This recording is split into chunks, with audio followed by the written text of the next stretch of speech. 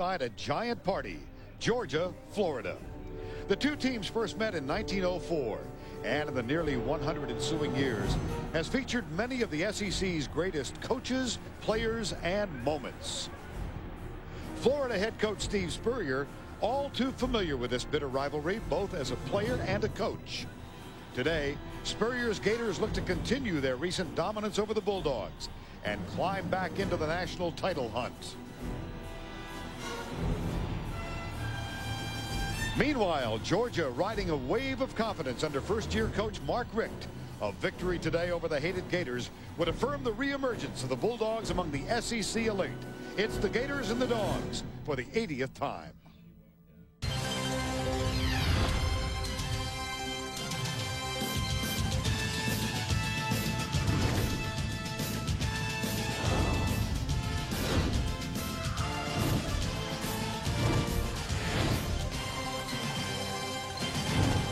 We welcome you on this late October Saturday afternoon to the Home Depot SEC on CBS. This game first played in Jacksonville in 1933. In the mid-50s, first recognized as the world's largest outdoor cocktail party. It is an encounter that engenders great passion among the fans of both the University of Florida and the University of Georgia, of whom better than 83,000 will gather in Alltel Stadium today for this significant SEC battle between the Georgia Bulldogs and the Florida Gators. And for the remainder of this season, the University of Florida and its football team has chosen to honor the victims and the heroes of September 11th by gathering on the field before the game for the playing of our national anthem, the University of Florida Pride of Sunshine Band.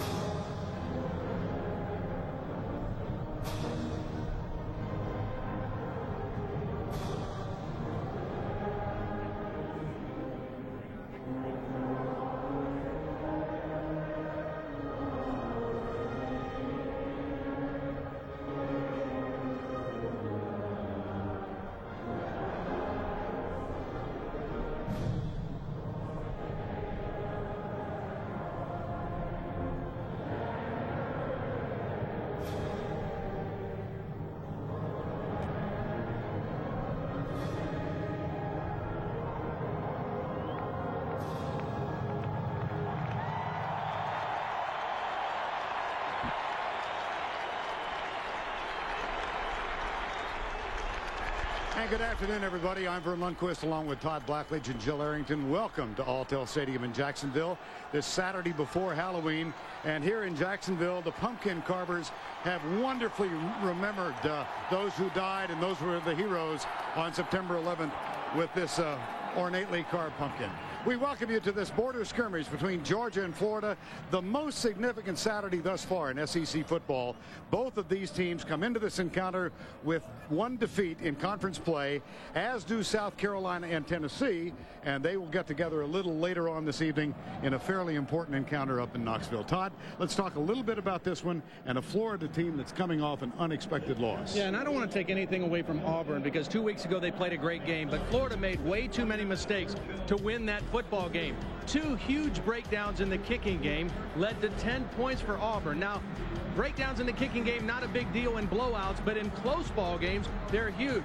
This muff snap by Rob Roberts led to an Auburn touchdown. Too many mistakes. Then on offense, Rex Grossman never looked comfortable in the ballgame. He threw 4 interceptions, and in a lot of cases, it looked like he was losing his patience, trying to force the issue. Now, they've had 2 weeks to stew over all of this, and I expect they'll come out and execute very well today, but it's important for Rex Grossman and his play caller, Steve Spurrier, to be patient. If they get a lot of zone defense early, the plays will be there, but they might have to work for him a little bit. Well, let's take a look at the other side of the field with the University of Georgia Bulldogs. A huge win on the road at Tennessee. And Mark Richt, their first-year coach, has this club excited. Mark Richt is cool, calm, and collected, and so is his quarterback. David Green is a redshirt freshman who does not play like a freshman. He has been spectacular. He's thrown for over 300 yards the last 3 games, and the way he coolly led his team down the field to win in Knoxville was amazing.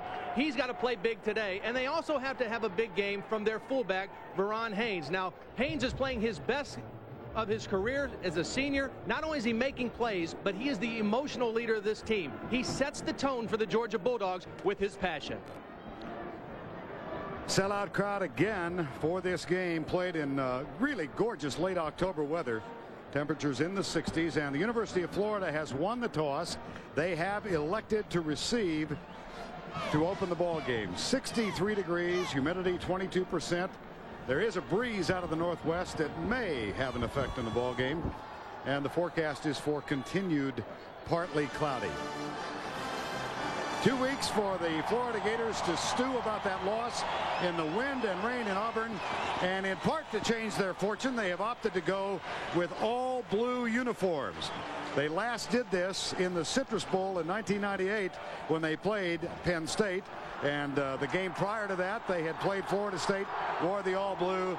Lito Shepherd, homecoming for him, Raines High School in Jacksonville. And he is joined at the goal line by Kewan Ratliff. And a quick note for my partner as we kick off this game, Joe Paterno in Penn State.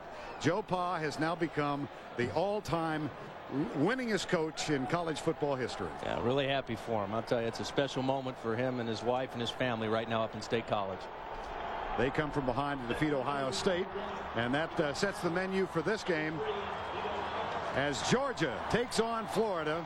The Gators have won 10 of the last 11 encounters between these two teams. Brett Kerouac will kick it off, number 95, and the ball falls off the tee, so we'll reload. Lito Shepherd, All-American cornerback, punt and kickoff return specialist, played collegiately here in Jacksonville. Now, Vern, I think Georgia needs to win the kicking game today, and a great chance to kind of set the tempo in the special teams on this opening kickoff, the way they cover this kick. Kerouac, it's a good one. That will chase Shepherd 3 yards deep. He will bring it out. Flag is down, as Shepherd is also down at the 23-yard line. In all likelihood, this will be holding against Florida and will cost them back inside the 15-yard line. Now let's check in with the third member of our commentary team. Here's Jill Arrington. Well, Vern, the rivalry between Georgia and Florida is so bitter they can't even agree on the series record of this game. Georgia claims a victory in 1904, but Florida says, nope, that doesn't count because they weren't an official chartered state university then, not till the Buckman Act of 1906. But the Georgia fans say, you know what, the only reason the Florida fans say that doesn't count is because they lost. Vern? And they did, Joe, by a count of 52-0 in that game played in 1904. And Vern, interesting strategy for Florida right away. They're coming out to start the game with 4 wide receivers, and Georgia, as we found out this week, does not play a nickel defense. They don't have the personnel to support that. They're going to play regular personnel. That means 4 defensive linemen, 3 linebackers, and 4 defensive backs against this Florida pass offense. Number 1 passing offense, and there are now 5 wideouts. Here's a ball tipped and almost intercepted. Will Witherspoon, number 46, came through untouched. Will Witherspoon is a very active linebacker. He's going to come from this part of your screen and get a hand on the football. One thing that they saw in the Auburn game, Auburn got their hands on a lot of footballs that Rex Grossman threw. He's not an exceptionally tall quarterback at only 6'1", and Auburn able to get their hands on a lot of passes. First pass tipped by Georgia. See the graphics, the stats for the season for the sophomore quarterback from Bloomington, Indiana. 4 of those 7 interceptions 2 weeks ago against Auburn. Vern, this looks like 5 receivers. It's really only 4 because this is Ernest Graham right here. He's the starting running back. He missed the game against Auburn with an ankle injury, and they are happy to have him back, but he's out in a wing position right now like a wide receiver. Might be a problem with the clock. Looks like there is a problem with the game clock.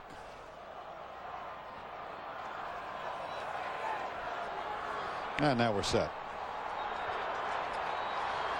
#1 passing offense in the country against a team that gives up 262 yards in the air per game. Here comes Witherspoon again. Grossman, a lot of time, sliding catch.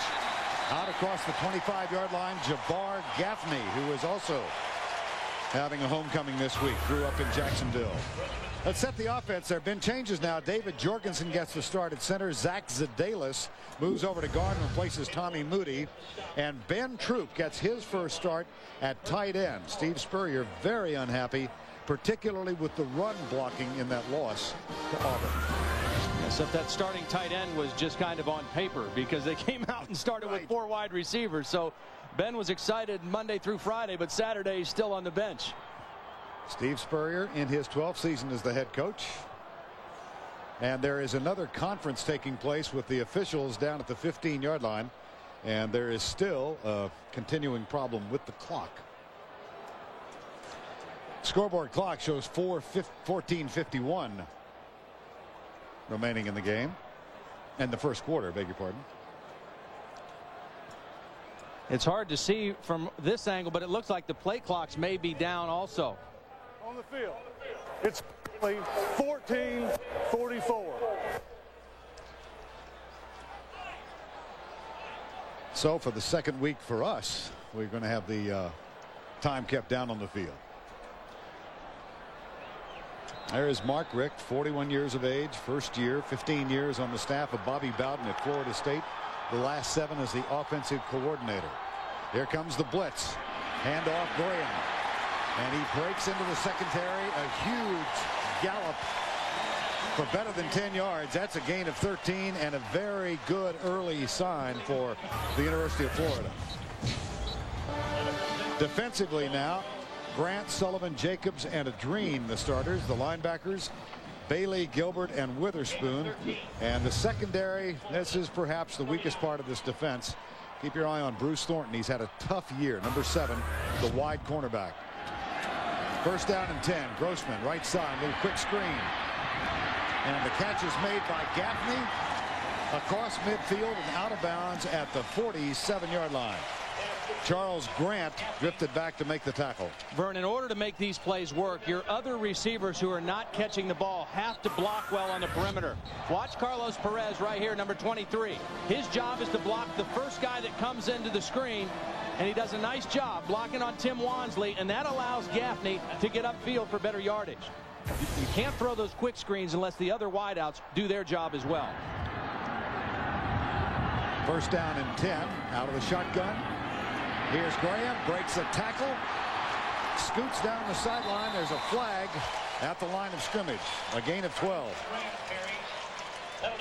Well, I just talked about wide receiver blocking. I think we're going to get a holding either on Jabbar Gaffney.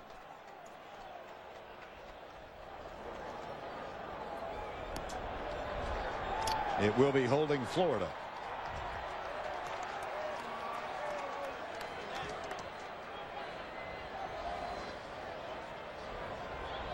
Perez got a nice block for Gaffney on his.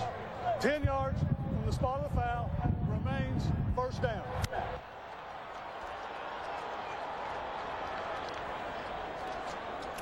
So they'll mark it back inside the 45-yard line. First down, 20 for the Florida Gators. And I think Steve Spurrier might have disagreed with that penalty call. First and 20 Florida, opening moments of the game. That's Graham, who sets up just short of Grossman. And it's a 3-man rush, and Grossman will put it in his elbow and run back to the 47-yard line. Penn State winners today. Let's get more from Tim Brando in New York.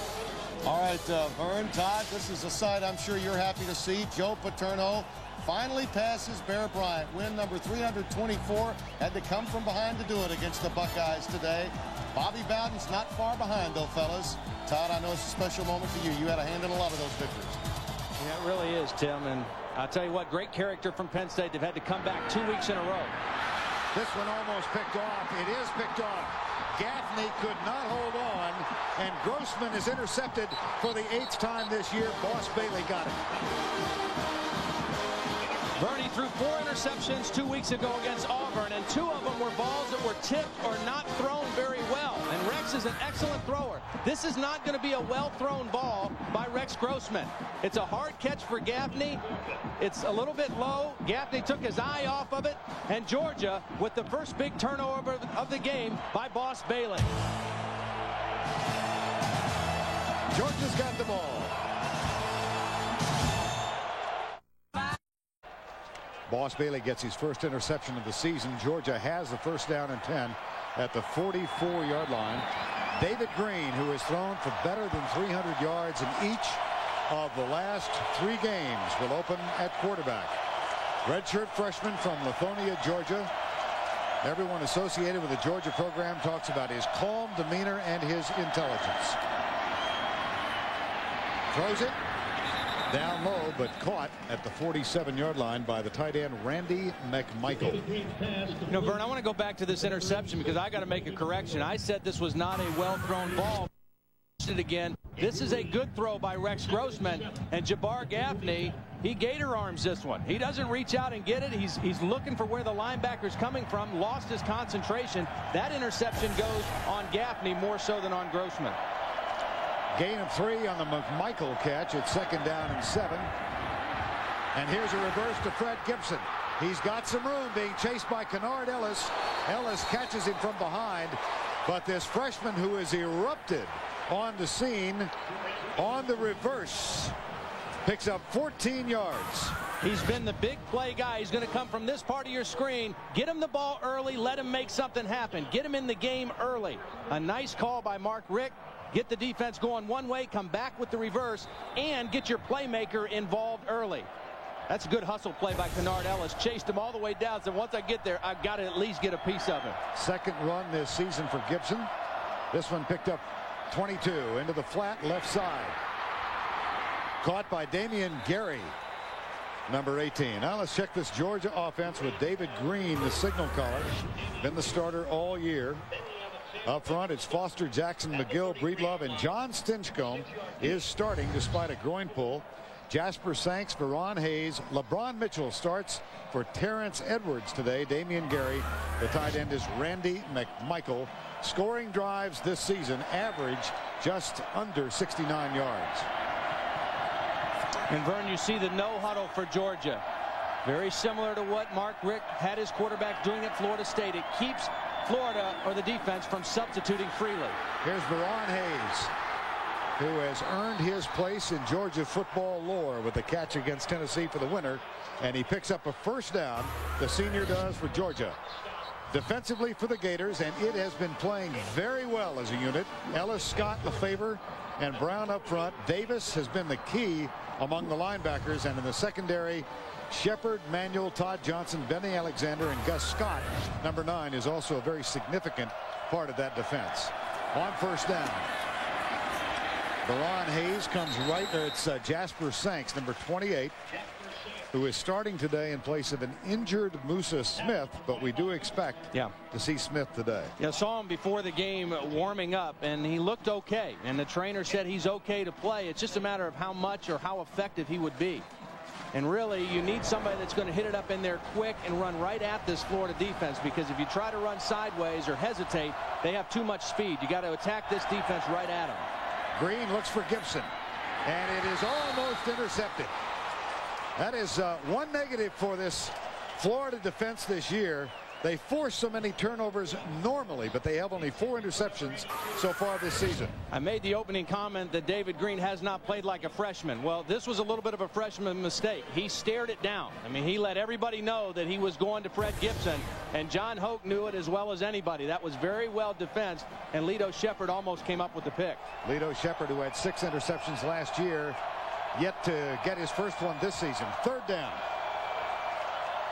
Here's Green, quick setup, right through the hands of Jasper Sanks, 4th down.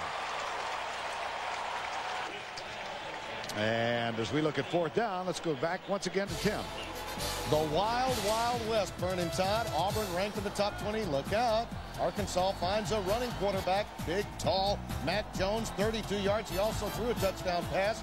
Hogs go wild, and look at the Wild Wild West. LSU Ole Miss tonight, winner of that game, very much in it, guys.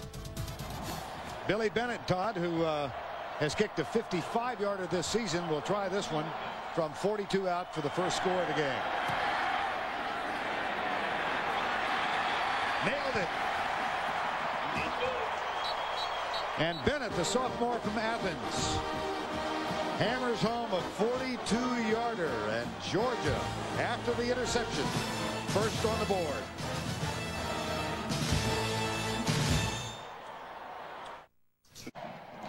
Georgia Bulldogs get the interception from Boss Bailey, a short drive and a 42-yard field goal from Billy Bennett, and they jump on top 3-0. Only one win since Steve Spurrier took over as the head coach at Florida and told his assembled staff on the first day, listen guys, we got to beat Georgia. And they've done so convincingly every year save one. That was 1997. The drive, 31 yards, 8 plays, and Billy Bennett knocked it home from 42. Kerouac will kick off now for the Georgia Bulldogs. Lito Shepherd getting ready to return it. This one kind of helicopters, and on one hop Shepherd decides to bring it out again. Nice move. Nicer move. It's going to come back. We've got 2 flags down.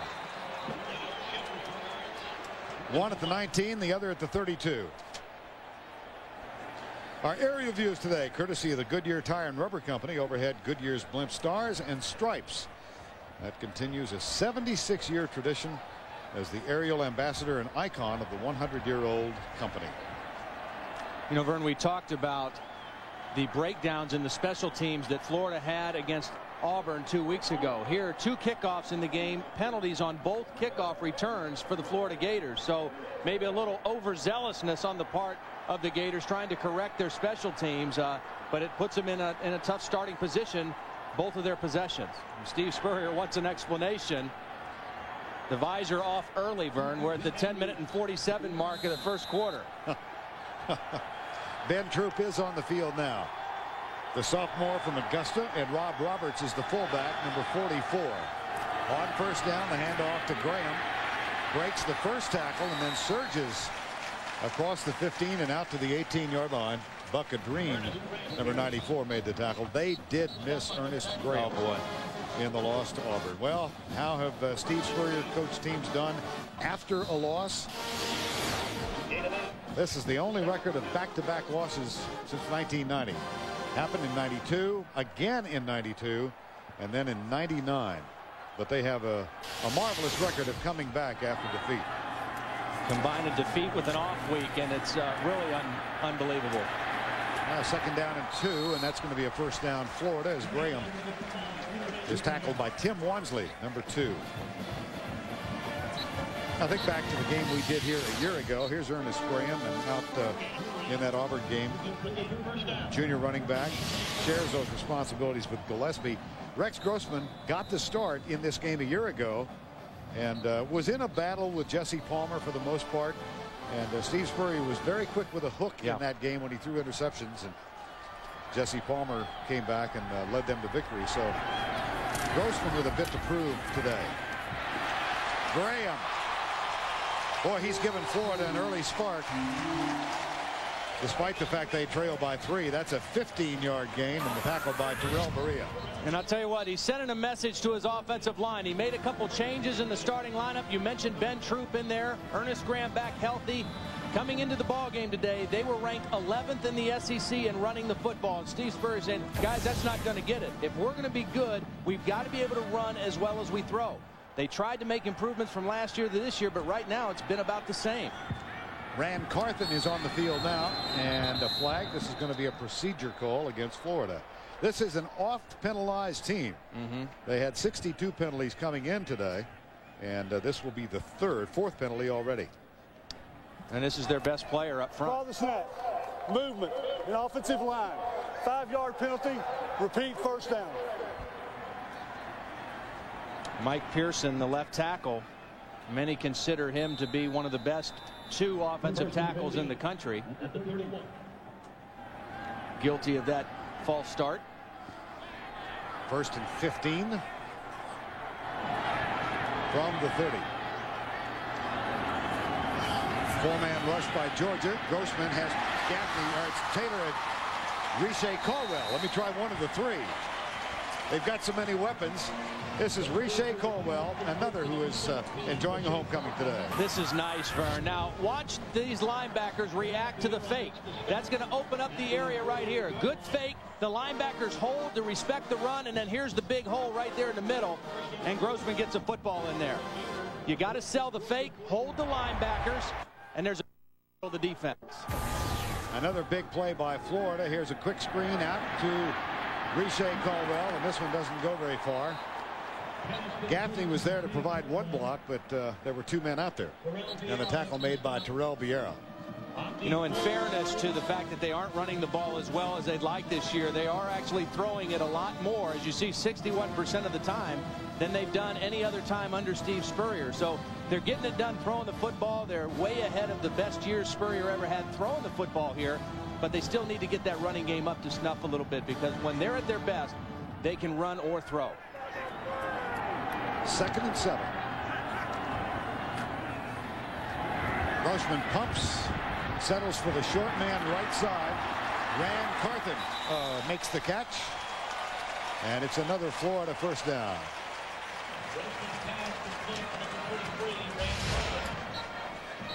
Florida's had a lot of great seasons, but I guess the best would have been 1995. And you look at the comparison, look at the passing numbers. They're well ahead of that pace, and just on pace to have an outstanding year offensively, and particularly throwing the football. First down and 10 on that 16-yard play to Carthen. Rex is, yeah, he's being patient too, Vern. That was a dump off to Carthen. He's taking what the defense gives him right now. There's the play fake, the pass drilled. Gaffney first and goal. They are capable of such big plays. Now remember, Steve Spurrier had 2 weeks to prepare. This is a new look for them. This shotgun and faking to the tailback like this and holding those linebackers. Again, Georgia not playing with the nickel defense. They've got linebackers trying to cover a lot of space, but the linebackers must respect the run first. That play fake holds them, and it opens up the middle of the defense. Already that is the 3rd offensive play in excess of 20 yards. First and goal. Red zone offense has been superb. Here's Graham testing the middle and finding resolve among the Georgia Bulldogs. The tackle made by Jermaine Phillips, number 5, and David Jacobs, number 99. Ernest Graham just gives them such a different dimension, Vern. I mean, you mentioned it. Robert Gillespie is kind of a jitterbug guy, very good coming out of the backfield in the passing game, can make people miss. But when you need somebody to pound it and break tackles and run north and south, Ernest Graham is your guy. As they break the huddle, Jabbar Gaffney comes back and says we need a timeout. So Florida uses one of its allotment of 3. They're threatening, but they trail by 3 with 6 minutes and 39 seconds to go, opening quarter. August 6th. On cue. He's 4 years old and checks in at 55 pounds. Lives a nice life. 2nd down and goal. Hand off Graham. Tries to get outside. Cuts to the 5. Down at the 1. Nice run. Again. Yeah, great run. And it was Bruce Thornton who missed the tackle. Bruce Thornton had a clear shot at him coming from his corner position and just missed him. Ernest Graham, watch him when he turns upfield. You're not going to bring him down with an arm tackle. There's one missed tackle. There's Bruce Thornton just tried to get an arm on him. They go without a huddle. And Georgia is late getting their 11th man on. They're going to call timeout. Nice decision by Georgia, trying to get that timeout called. Now Florida uses one of its 3. Georgia responds. We'll be right back.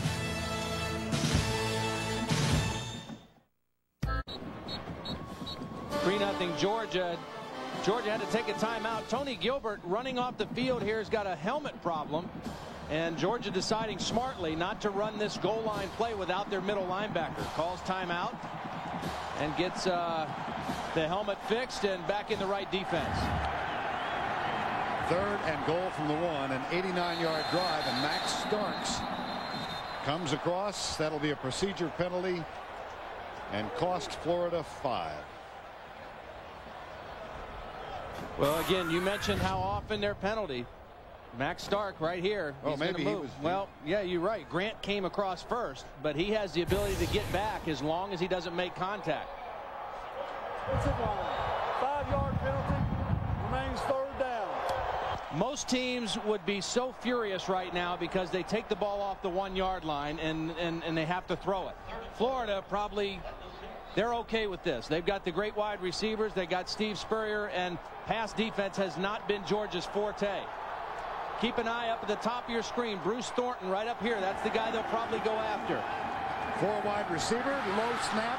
Grossman picks it up, in trouble. Tries to get rid of it. I think they're going to rule him down at the 16-yard line. 4th down. Vern, we mentioned the new center starting today, David Jorgensen. There's a man right over his nose. He's a little bit of a hurry to get into his block, and he makes a bad snap. He had the same problem last year against Mississippi State. Now, he's a good player, but he's got to take care of his business, and his first order of business is to make a good snap. That time he didn't do it. Jeff Chandler, the 5th-year senior, on to try and tie this one up from 32 yards out. And Chandler, who was in a bit of a drought 3 weeks ago, continues his recent fine play. We're notched at 3. 5:23 to go in the first.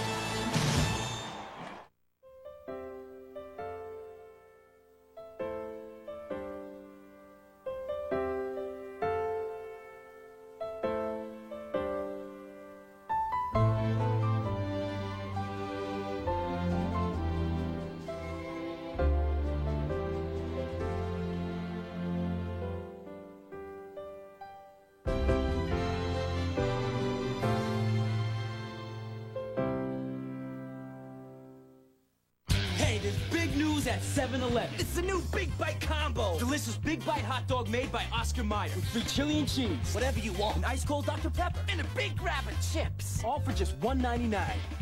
Oh, thank heaven. Swordfish. Buy it October 30th. Access the DVD with 2 alternate endings, 2 gripping documentaries, commentary, and much more. Not everything ends the way you think it should. Swordfish. Buy it October 30th on DVD. Spend Halloween with the King of Queens. This isn't for the kids, this is for me. It's so funny, it's scary. An all-new King of Queens, CBS Monday. Get the scoop on the SEC and see where your team ranks in the Sportsline 117 Power Rankings. Just go to cbs.sportsline.com or AOL keyword CBS Sportsline. 89-yard drive, but perched on the 1-yard line with 3rd down. A 5th penalty cost Florida. Yeah, and I'm surprised. I really thought that they would be a little sharper coming off the off week than they've been, but 5 penalties, 1 turnover, and a bad snap on that last shotgun play.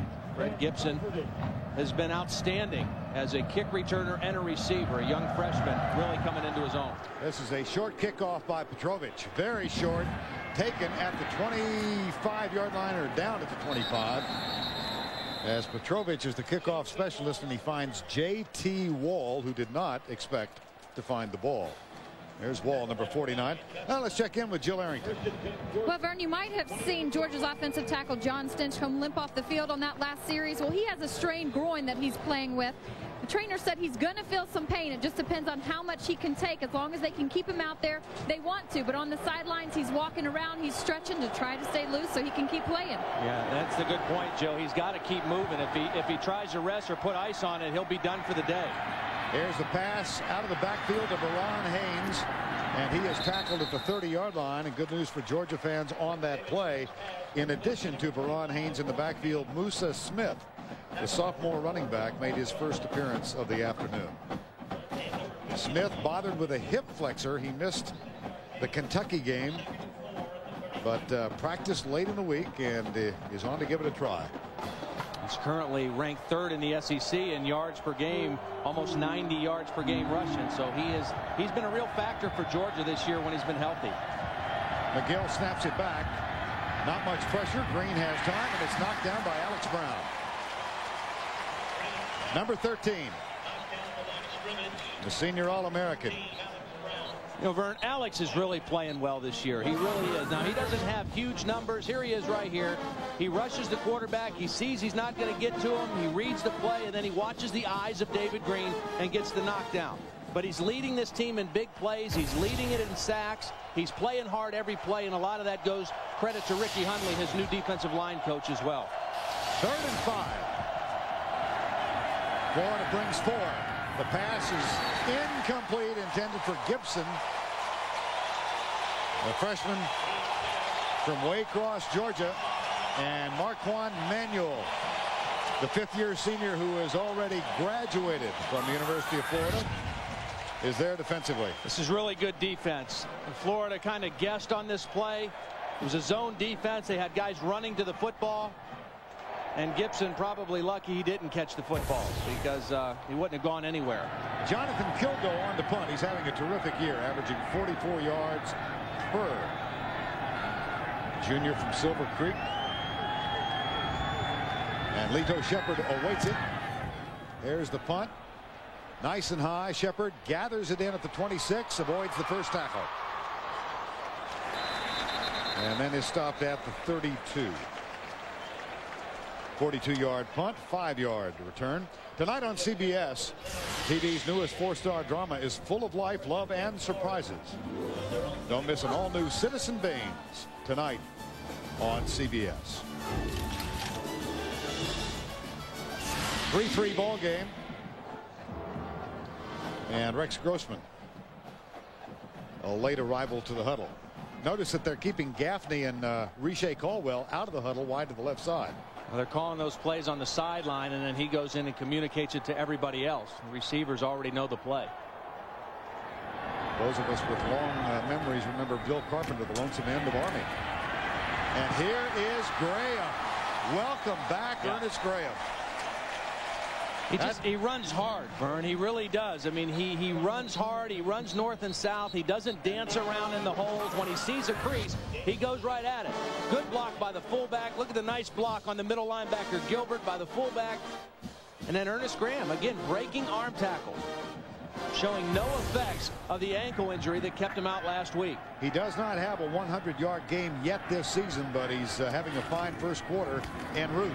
Here's Graham again.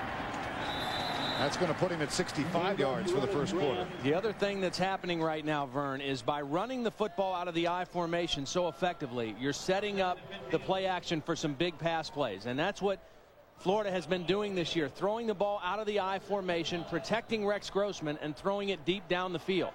And now when you run the ball with effectiveness, it really makes that play action extra tough. Again, Gaffney avoids the huddle, stays over near the Florida sideline.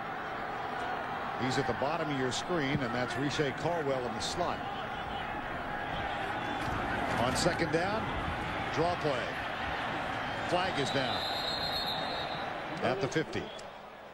So what Rex did there was that was a check off to a run. Only 3 down linemen for Georgia. They're expecting pass versus that formation, and he checked to a run. Unfortunately, on the run, they got the holding penalty as well. And that's 6 first quarter penalties for the Florida Gators.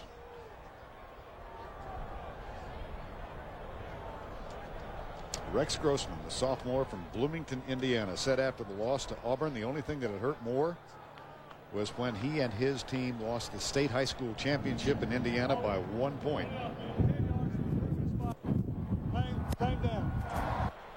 He didn't lose many. No. I think you know the story. His dad played football for Indiana University as an ophthalmologist in Blooming for the university basketball team. And Rex walked into Steve Spurrier's office when he was in high school and said, "I'd like to play here." Second down and 15. 5 DBs in for the Bulldogs. Grossman off his back foot. Rand Carthen, number 33, gets across the 50. And Rex came in, earned a scholarship after Steve Spurrier took a look at game film, and then of course was also signed in the same class as Brock Berlin, who was perhaps the most highly touted high school quarterback in the country at that time. And Brock is now his backup. Grossman earned this starting spot and had brilliant numbers through the first 5 games until the misfortune for him at Auburn. There's Grossman. Here's Graham. He's having a pretty deft game today, isn't he? And he's doing it the smart way, Vern. He has not forced a ball in there. He has the one interception, but that was Gaffney's mistake more than his. He's taking what the Georgia defense gives him right now. That's about the 4th time he's dumped it off to the running back instead of forcing it down the field. Watch him look downfield. All right, it's not there. Soft zone, dump it to your back. And that's as good as a big throw down the field because he catches it at 5 yards and runs for 10 more. Up under center on 1st down and 10. A 16-yard gain on that last play. Georgia might be blitzing. They're coming from the corner. Boss Bailey is picked up. And here's the pass out to Carthen. They really are utilizing Rand Carthen here in the 1st quarter as well. Tony Gilbert, number 42, with a tackle. That's the 3rd catch for Carthen. This one for 13 yards. Another throw to a running back. The back's going to come out of the backfield, and the blitz is going to come from right there. So Grossman is looking right at the blitz. He knows it's coming. He knows he's unblocked. He dumps it to the back and lets him make one guy miss and turn it into a good play. They're really utilizing, like you said, Vern, the running backs coming out of the backfield against these linebackers right now. Look at this. Yards after the catch, 48 yards thus far. Grossman with a play fake. Deep left side. Gaffney. Touchdown. What a catch. What a catch. I didn't think he was going to get to this one, Vern.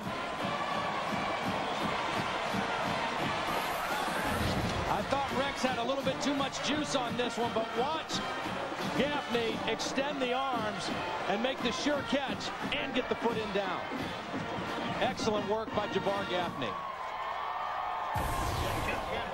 The 8th touchdown catch this season for Jabbar Gaffney, who's playing in front of the hometown crowd.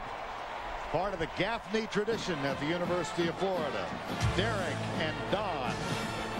Now Jabbar. 1-800-MEDIC. I'd be very happy to. Right, half pepperoni and half...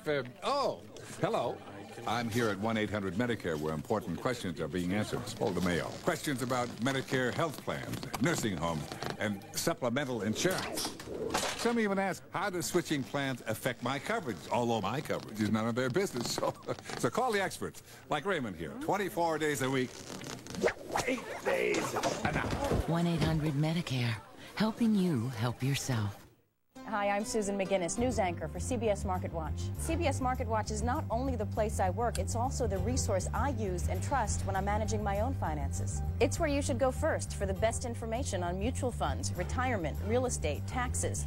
The ING Personal Finance section gives you the best advice from some of the industry's most seasoned financial columnists. More than 100 journalists worldwide reporting for you. CBS Market Watch is the #1 source for financial news. It's more than just news. It's news you can use. Attorney Nick Fallon's newest client has a secret. You gotta tell me the truth. That could destroy him.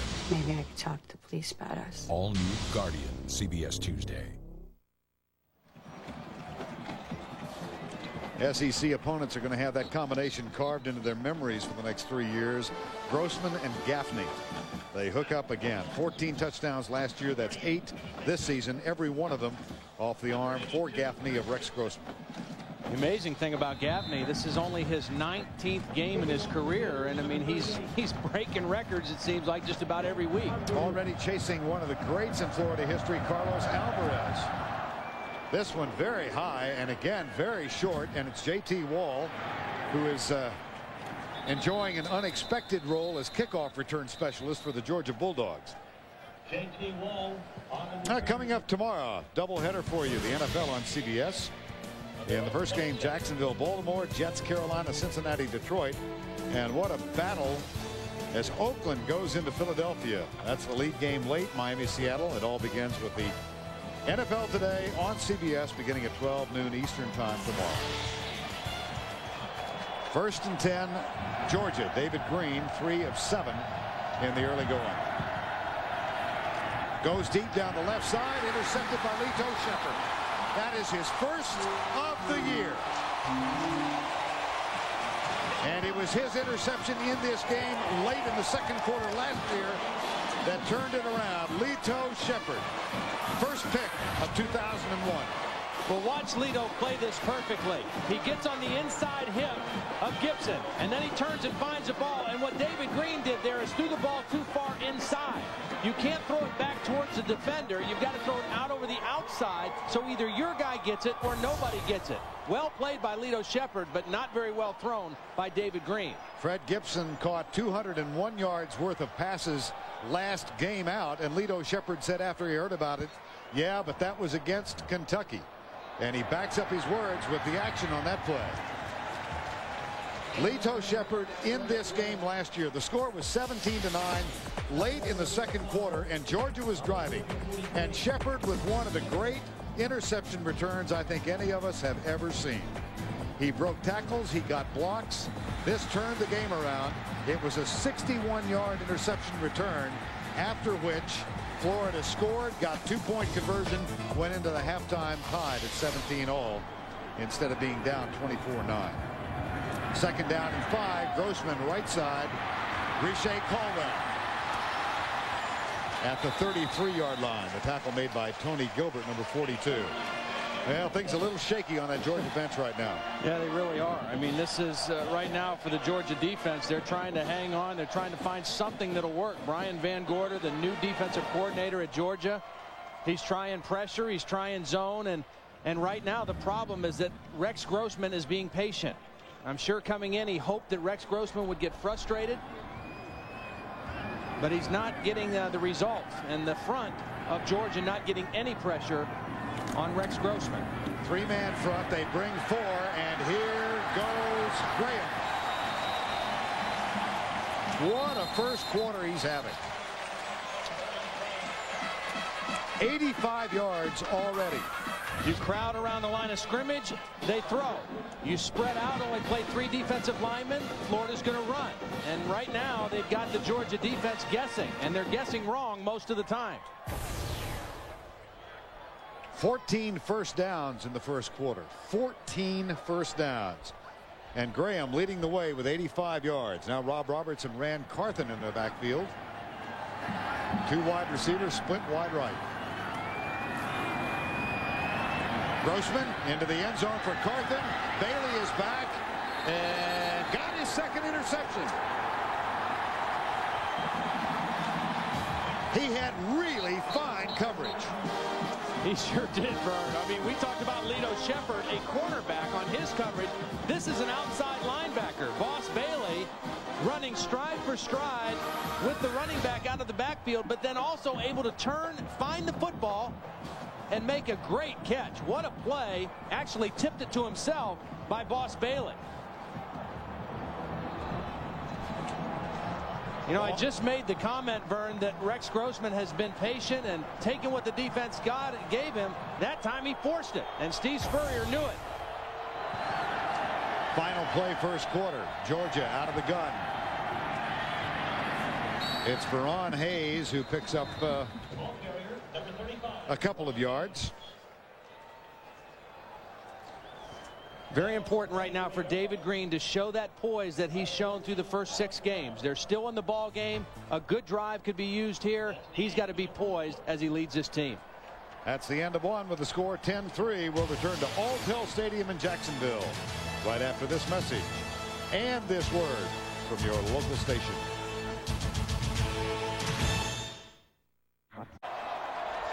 We're back for the start of quarter number 2 from Jacksonville, Florida. Georgia trailing by 7, 10-3. Second down and 8 at the 22-yard line.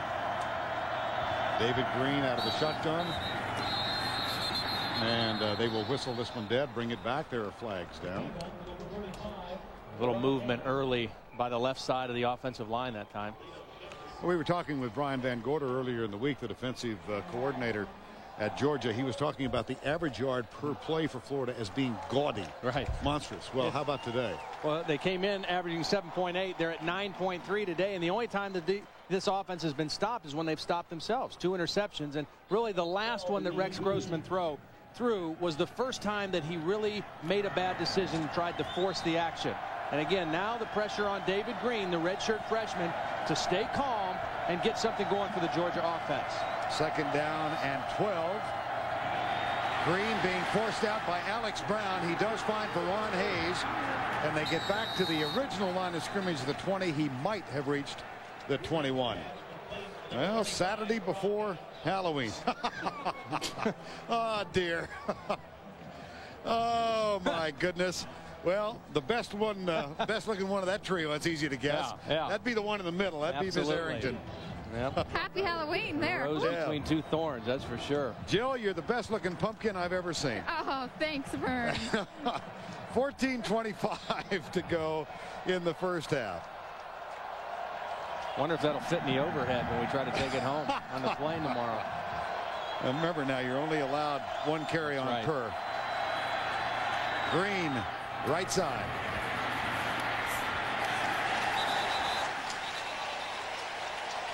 Michael Johnson, number 25. Excellent defense by Florida that time. They played zone, they kept everything in front of them, and then they came up and made the sure tackle on the perimeter. That's good, sound, fundamental defense by the Florida Gators. Force the underneath throw and then go and make a good tackle. That will bring on Lito Shepherd, awaiting the punt of Jonathan Kilgo. This one not good, but it does take a Georgia bounce, and Shepherd backs away from it. Tim Wansley is there to down the ball for the Georgia Bulldogs. A 41-yard punt. And the Florida Gators averaging just under 10 yards per play back on the field. Gorgeous setting on the banks of the St. Johns River in Jacksonville, Florida. Georgia, Florida meeting here every year, save two since 1933. And Florida's got the ball again. Here is Graham tackled after a 1-yard gain to the 35-yard line.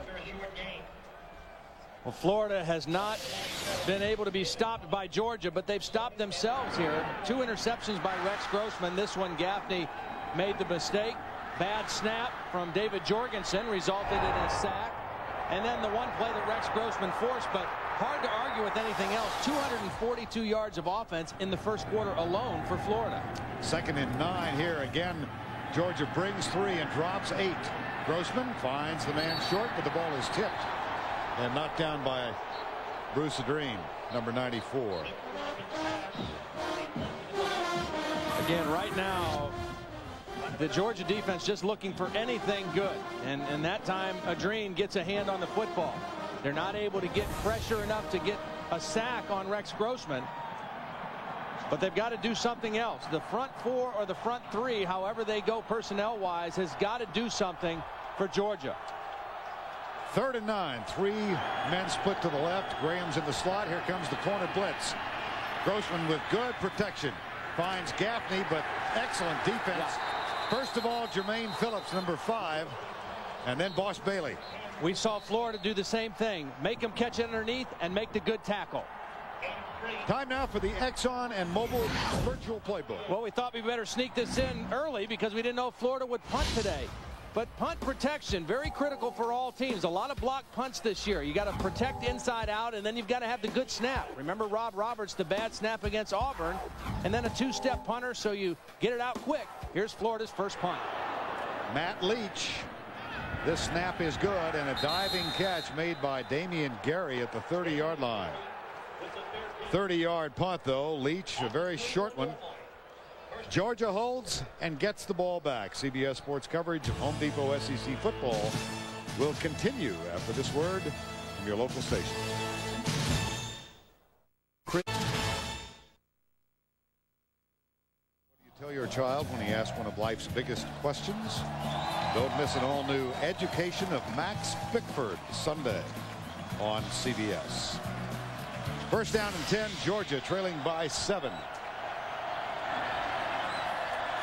David Green hands it off. Jasper Sanks, big hole. And he rumbles across the 50-yard line with the biggest Georgia gain of the first half, 24 yards. And Vern, a huge play on first down. I mean, you've got to be effective on first down against Florida. This time they give it to the big back Sanks. Good blocking on the right side. The fullback Hayes with a block on Andre Davis right there. And then Sanks running north and south. A huge play to start this drive for Georgia. Before that play, Vern, only 3.3 per play on first down. Here's Green going left for Terrence Edwards. And incidental they're ruling it uncatchable. And so the pass incomplete. Pretty good coverage out here by Benny Alexander. Just rides Edwards out. You know, he gets him going in a direction. He stays in contact with him and just rides him out. That ball well overthrown and uncatchable. Second down and 10. Vern, I think they've got to get the ball to their tight end, Randy McMichael. Here's the handoff. Left side. It's Jasper Sanks again, number 28. Starting in place of Musa Smith. Here's Randy McMichael. He is another of the heroes of that victory over Tennessee in Knoxville 3 weeks ago. He was huge in that game. Caught about 4 passes in the final drive. He's got 16 catches for 232 yards on the season this year, and he's a big target in the middle. He's got 1 catch for 3 yards, but they've got to get him more involved. And Georgia has, the last several years, really utilized their tight ends in their passing offense. 3rd and 8. Again, play action, and Green settles for the short receiver, McMichael, and he was well covered by Mike Natile. It'll be 4th down. Nice pressure by Tron Lefevre. Green not really able to set his feet and get the right throw on this. Watch Lefevre come right up the gut and get right into the body of David Green. See, he shuffled his feet and didn't make a good throw. And on 4th down, we see Jonathan Kilgo again, number 83, 3rd punt. Lito Shepherd. This is an unusual formation, Vern. Georgia has both of their gunners on the same side. And they kick it to that side. Oh, nice kick. But it limps into the end zone. Touchback. And it will come out to the 20-yard line. 10 minutes and 43 seconds remaining first half. Florida up by 7. All right, Tim, one of the surprises, I think, of the BCS standings released last Monday, Florida ranked 11th, but those things have a way of shaking out. And here's a play fake on first down. Grossman across the middle. He's got Jabbar Gaffney for another big game. Fumble. And this could be the 3rd Florida turnover. It is. 2 interceptions and now a Gaffney fumble. Vern, that is just a credit to Georgia not giving up on the play until the whistle blows. I mean, this was perfect execution by Florida. Perfect timing on the play action. Great route by Jabbar Gaffney. Right into the middle of the defense, delivered on time, and then it's just good hustle by the Georgia defense. You give up the big play, but you don't quit. Tony Gilbert, the linebacker from behind, causes the fumble, and Florida turns it over again. 3 turnovers for Steve Spurrier's bunch. 1 for Georgia. Play fake. They want a bunch. No, they hand it off. Beg your pardon? And it's a gain of 2 to the 41-yard line. You know, turnovers are such a big story, Vern. Here's a game where Florida is dominating Georgia. I mean, they're dominating them in all the numbers except this number and turnovers. And so, consequently, Georgia's still in this football game. They only trail by 7, but they've been beaten up and down the field by the Florida Gators. Look at that, 270 to 73, but they only trail by 7, and they're on the 42-yard line of Florida right now. Backs in the eye, 2nd down and 8. Sanks and Haynes are the running backs. Here's Green with a play action across the middle. Bam Hardman was the defender, and flags are a little late arriving, but they do, and Hardman interfered with Randy McMichael. Last 2 pass plays, they've tried to get the ball to the tight end, Randy McMichael, get him involved. And I think this is a good call because I think Hardman was holding him a good part of the play. There, he's got a hold of the jersey right there. He never let go of the jersey. He got a hand on the football, but look at the hold by Byron Hardman all over Randy McMichael, and a first down for the Bulldogs. He's a dangerous guy, Vern. I mean, he's a hard guy to cover. On the defense, 15 yards from the previous spot, automatic first down. You mentioned the Tennessee game, 6 catches for 108 yards against the Volunteers. Big target at 6'4", 230 pounds, and can really run as well. And the 7th penalty to complement in a negative fashion for Florida the 3 turnovers. Now Gibson goes wide to the right side. And Green will operate from the shotgun. Florida brings 4. Nice pass. Beauty. LeBron Mitchell with the catch at the 16-yard line. That is a gain of 11 in front of Benny Alexander. Complete to number 12, LeBron Mitchell. Mark Richt, of course, faced Florida many times as Bobby Bowden's assistant at Florida State, and a record of 8 wins, 4 defeats, 1 tie. Yeah.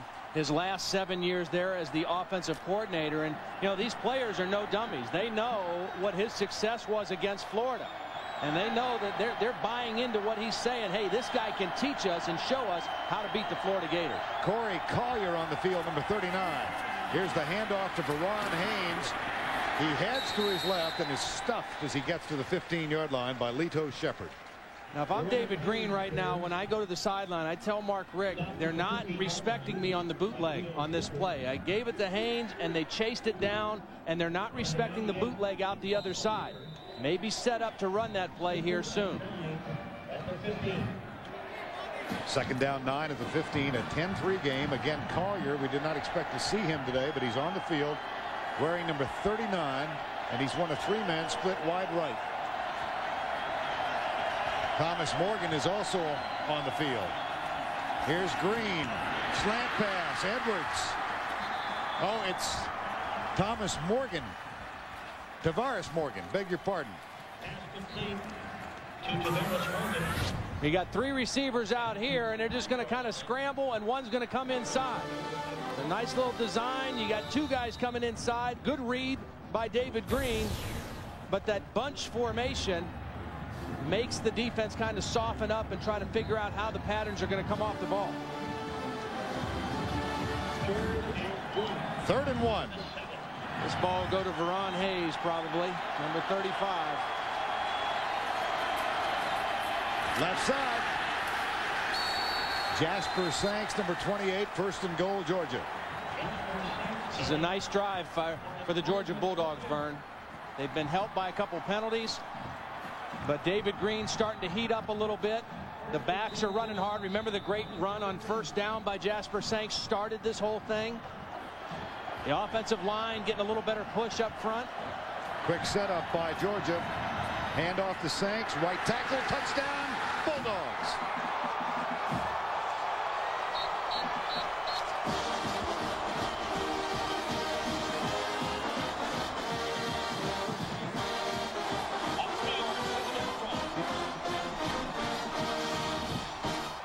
Vern, you mentioned that it was a quick snap by Georgia. Florida very confused. They didn't get lined up on defense. They never got in position to get their defense set, and Georgia took advantage of it. Billy Bennett to tie it up. Knocks it home. Georgia not in position. A nice hard run by Jasper Sanks, and all of a sudden, even though they've been dominated, Georgia ties the ball game.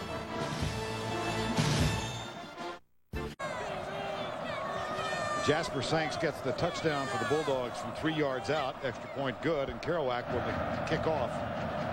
A 43-yard drive following the Gaffney fumble. And here's a high but fairly short kick taken by Riche Caldwell.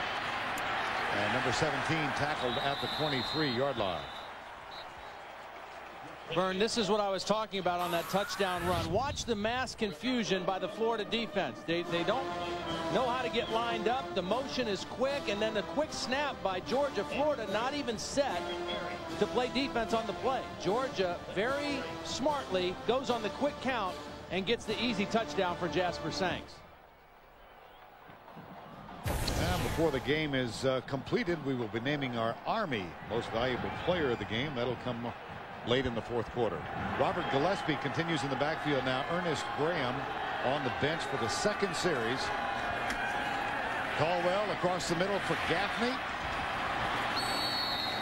He's got in excess of 100 yards in catches in 5 of the 6 games this season. That's a 16-yard pickup.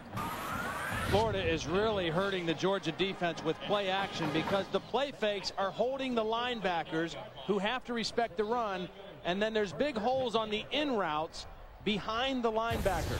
The linebackers hang in there for a second, and that opens things up right behind them. Ernest Graham back on the field on 1st down and 10 after that 16-yard gain. Graham heads left, hit, and tackled by Gilbert, the middle linebacker. And it is time now for our Aflac trivia question of the week. Now see, we travel this guy. He's our mascot. You always thought that it was Todd who was making that noise. Here's the Aflac trivia question. Florida currently with 21 consecutive winning seasons. Which school holds the all-time record? We'll have the answer a little later. 2nd down and 10. Blitz. Gilbert. Grossman throws it away and almost connects with Ben Troop, the tight end. Nice call by Brian Van Gorder. They haven't been able to get to Grossman very much, but this time Tony Gilbert coming right on the inside, unblocked. You see, they had to choose which linebacker to block. Graham blocked Boss Bailey. Nobody blocked Tony Gilbert. And a nice play by the Georgia defense. And a 3rd and 10. Georgia starting out playing mostly soft zone, rushing 3 or 4. That's the 6th time now that they've brought 5 or more people to rush the quarterback. 5 defensive backs, 3 down linemen. Grossman steps up. He will run. He's being chased by Jermaine Phillips and knocked out of bounds short of the 1st down. Good defense. Really good defense. 2nd down, you blitz. 3rd down, you rush 3 and drop 8, and then you let that quarterback scramble. And Rex Grossman is not a quarterback that's going to beat you by scrambling. And that is the 2nd consecutive 3 and out now forced by the Georgia defense. 6:11 to go before the break. Tied at 10. Matt Leach will punt it. Rob Roberts will snap it back. Had the misfortune in the Auburn game of dribbling one back that led to a touchdown. Had another one dropped by Leach. And this time everything works as it should. Damian Gary gathers it in at the 16. Popped. Andre Davis. Damian Gary on the return. 41-yard punt, 6 on the return. Well, we'll be back with more college football. The SEC on CBS next Saturday afternoon. LSU with a big game against Ole Miss tonight. Crimson Tide have a bye this weekend. We'll come to you from Tuscaloosa next Saturday at 3:30 Eastern Time. On 1st down, Green with a play fake across the middle. There's the big rookie. That's Fred Gibson all the way out to the 46-yard line. Nice play on 1st down. Nice play action. I formation suggests run more than pass. And watch the big freshman Gibson. He's 6'4". He's a long body, and he catches that on the move and breaks a tackle. He has just been emerging week in, week out. You know, the first couple weeks he's just kind of learning what it is to play receiver in a big-time level. All the other things, he's just getting better and better. On 1st down after the 21-yard catch, here's Jasper Sanks. This is Fred Gibson's day in the sun against Kentucky last week. 9 receptions, 201 yards. Broke a record that had been held since 1942 by Lamar Racehorse Davis. Set for the Georgia Bulldogs, and Racehorse Davis, now 80 years of age, was watching that game from his home in St. Simons, Georgia, as I'm sure he is doing today. And there is Sanks, dropped for a big loss on 2nd down by Byron Hardman. Tackle behind the line of scrimmage by Byron. You know, a little bit more on Fred Gibson. Vern, he was a great basketball player as well, and actually in 10th grade in high school he quit football to really concentrate on basketball, and fortunately for the Georgia Bulldogs realized he still enjoyed playing the game of football as well. Well, and one of those things that enhances the flavor of this game, recruited by Florida, verbally committed to Florida 10 days before the National Signing Day, and then on National Signing Day changed his mind and signed with the Georgia Bulldogs. Here's Green. There's Haynes. There's another loss. Nice play by Ian Scott, Vern. Defensive tackle read the screen the whole way and shows good quickness getting to make that play. I mean, it's one thing to read it when you're 6'3", 300. There he is right there. It's another thing to be able to actually disengage from the blocker and then go and make the play. You see, he reads the screen, and there he is right behind Verron Haynes and shows the athleticism to make that play. Excellent play by Ian Scott. That brings up 4th down, and Jonathan Kilgo to punt for the 4th time. Lito Shepherd, ever so dangerous in that role. Awaits it. Nice and deep, and Shepherd with a fair catch taken at the 21-yard line. Well, Steve Spurrier has won 10 of 11 games. The one loss, 1997. Here's more on that game from Jill Arrington. Jill? Well, it was the 14th-ranked Georgia team up against the 6th-ranked Gators. Georgia's Robert Edwards rushes for 124 yards and 4 touchdowns, including a 37-yard game clincher. The Bulldogs broke a 7-game losing streak versus the Gators, and that was Jim Donnan's only victory against Florida. And Georgia intercepted 4 passes. Once again, turnovers are a big key today, keeping them in this game. All right, Jill, you know a game means a lot like this when it has its own Hall of Fame. And there is a Georgia-Florida Hall of Fame, and Robert Edwards was inducted yesterday. 1 of 4. Here's Ben Troop on 1st down. The tight end makes the catch from Grossman. Boss Bailey, number 45, with the tackle. Well, 4 men inducted into the Georgia-Florida Hall of Fame ceremony yesterday. Robert Edwards, his brother Terrence, a wide receiver now for Georgia, 4 touchdowns in that game. Chris Doering of Florida, wide receiver 93-95. Charlie Britt, who played back in the late 50s, and John Reeves, marvelous quarterback around the 69-71 years. All 4 inducted yesterday. Here's Troop with his 2nd consecutive grab, and that's going to be another Florida 1st down. And we've talked a little bit about Carlos Alvarez today in the same sentence with Jabbar Gaffney, and of course that combination 69 through 71 was John Reeves to Carlos Alvarez. That's not on her mind, I'll guarantee you. She's saying, go hunker down, dogs. 1st down 10. Here comes the blitz. Grossman ran Carthen out of the backfield. Ben Troop. And is there going to be a flag? Yes, there is. It just took a little while for the official to get the hanky out of his rear pocket. This is a nice comeback drive by Florida here. Georgia starting to heat up the pressure, bringing linebackers, and so Florida counters by throwing twice to the tight end and then once to the back out of the backfield. Another penalty on the Florida Gators. You know, it's important to remember too, Vern, last year in this ball game, Florida committed 4 turnovers all in the 1st half and was able to overcome that, hang in the ball game, and then reel off 18 unanswered points to win. They've got 3 turnovers in the 1st half today. The foul remains 1st down.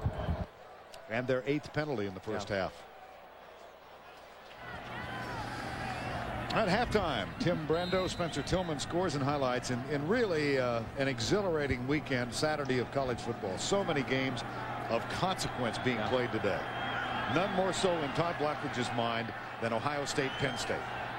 And again, if you didn't hear, Joe Paterno became the all-time winningest coach ever, breaking Bear Bryant's record today. And Todd, as Tim Brando said, had a lot to do with many of those victories.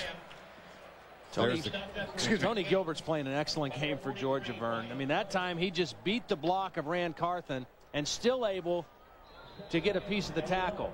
I mean, he's been blitzing the quarterback. He's been pretty good against the run, the leading tackler on this team, and made an excellent play there.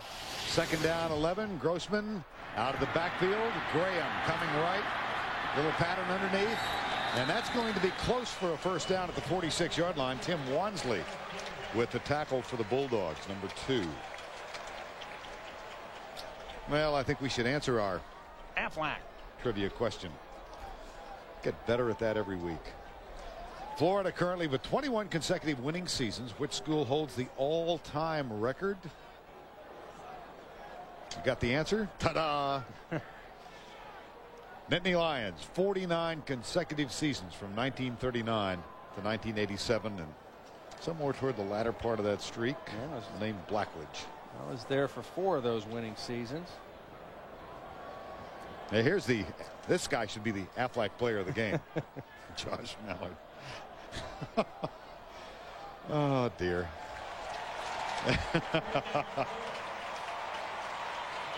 We have the duck in the booth. We have the duck on the field. And we got 2 ducks in the truck. Now all we need is for Timmy B to give us an Oregon update, and we'll be set. Greg Silver and Bob Fishman doing the work down in the truck as they do every week. He's well traveled. 1st and 10. A lot of time left, too, for Florida. 2 minutes and 36 seconds. 18 first downs to 7. Here's the reverse. Gaffney, double reverse. Taylor Jacobs. Graham with a block. Wonderfully executed play with almost a casual air. Yeah, it really was. I mean, there's a lot of things that can go wrong when so many people handle the football. And the only thing that almost went wrong, Gaffney's going to get it first and then give it underneath to Taylor Jacobs. The only thing that almost goes wrong is Rex Grossman almost gets in the way of the play.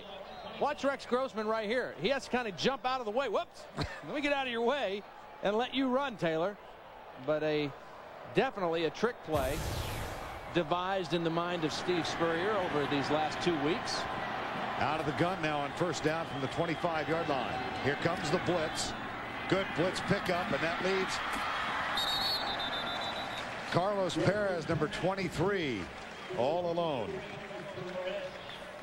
Man, this Georgia defense has really struggled despite this 5-1 record. See what they've given up. Yeah.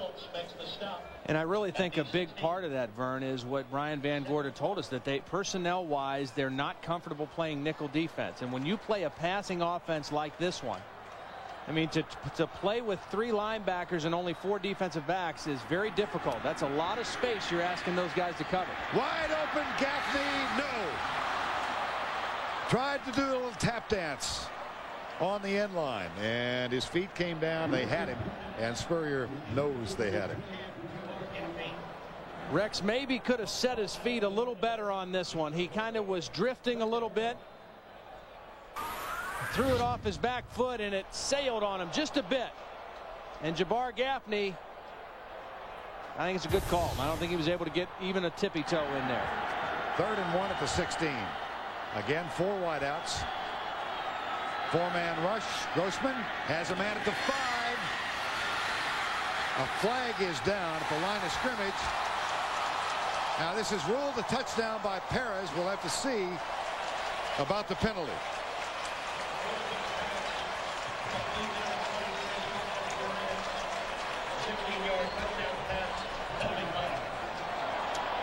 If I had to guess, Vern, I'm going to guess it was an illegal formation. Good guess.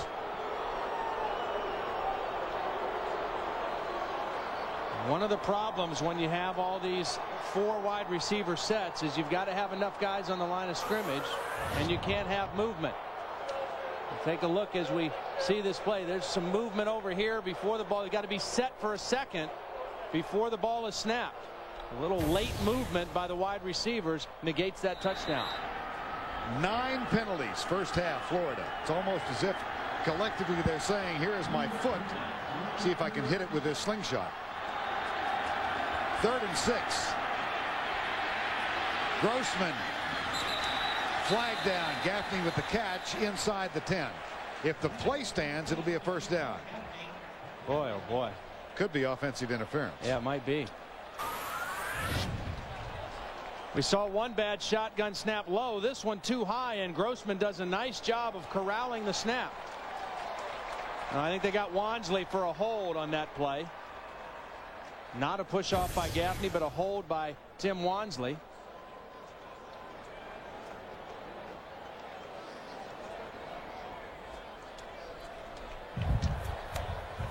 Holding on the defense. Penalties decline. Play stands. 1st down.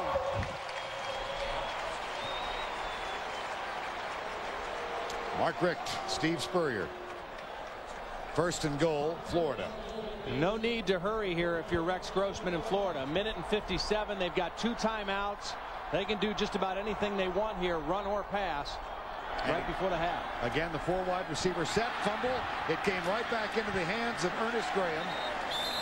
And he moves down to the 2-yard line.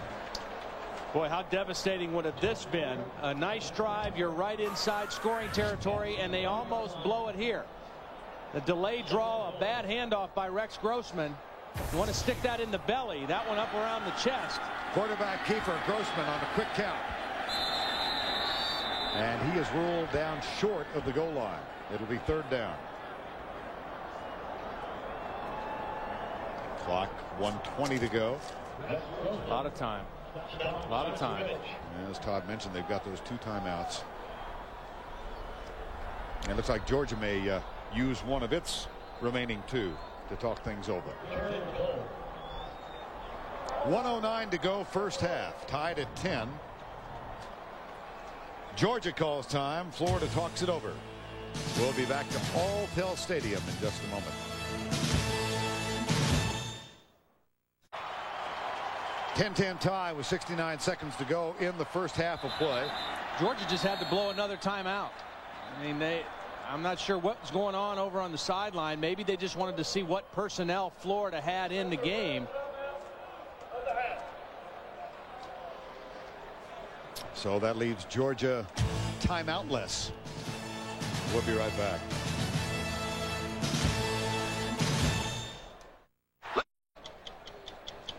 Sunday on 60 Minutes, did Saddam Hussein have a hand in the terror attack on the United States? Leslie Stahl reports from Saddam's Iraq Sunday on 60 Minutes. 10-10 tie, 1:09 to go. First half. Georgia dominant, but 9 penalties and 3 turnovers, or Florida rather, and Kelvin Kite is on the field for the Florida Gators.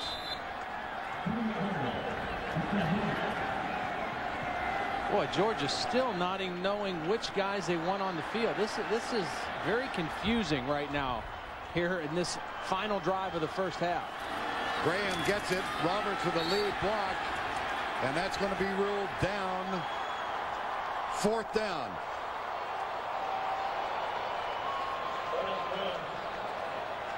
In order to play good goal line defense, you've got to get penetration up front. Nice penetration inside. The fullback couldn't get a block, and then they finish him off on the top. David Jacobs, the nose tackle, the guy who got that penetration to slow the play down.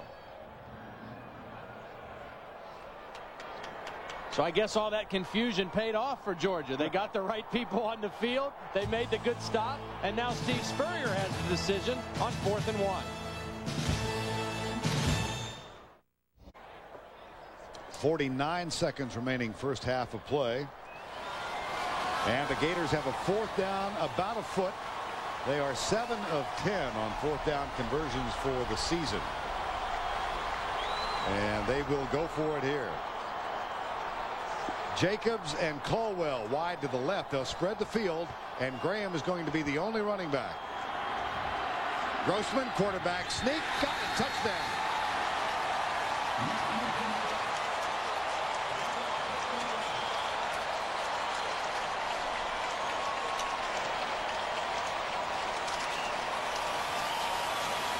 Nice call by Steve Spurrier, Vern. You put the 4 wide receivers in to spread out the defense, to make the defense loosen up, and then execution. 1 step back, and then just get that ball across the plane. All you have to do is reach that football across. Well executed by Rex Grossman. High snap, Jeff Chandler. That's a good hold by Brian Stone to get the ball down, and the extra point is good. Rex Grossman on 4th and a foot into the end zone, and the Gators are up by 7, 17-10 with 46 seconds to go.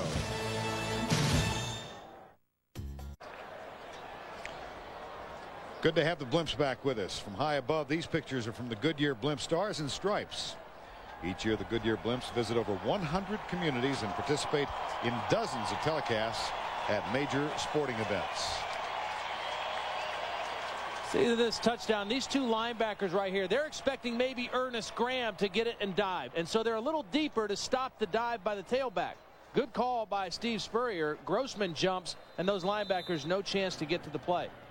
The formation loosened them up, and then the quarterback just too quick on his movement.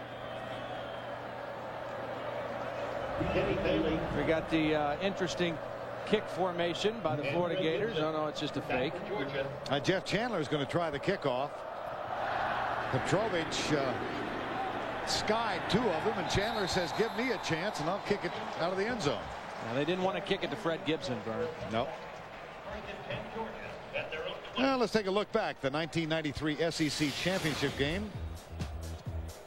Alabama and Florida squared off at Legion Field in Birmingham for the 93 SEC title. Gator quarterback Harry Dean threw touchdown passes and racked up 271 yards passing as the Gators won that contest 28-13.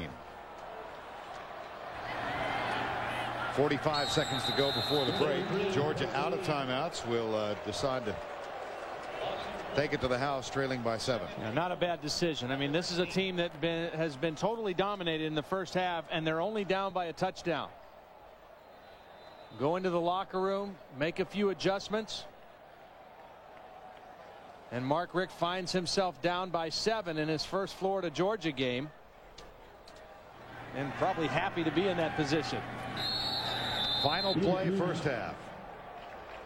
So a late Florida drive gives them the lead, but still 9 penalties and 3 turnovers. Marred and otherwise successful first half for the Florida Gators. They lead at 17-10, and we go down to Jill Arrington.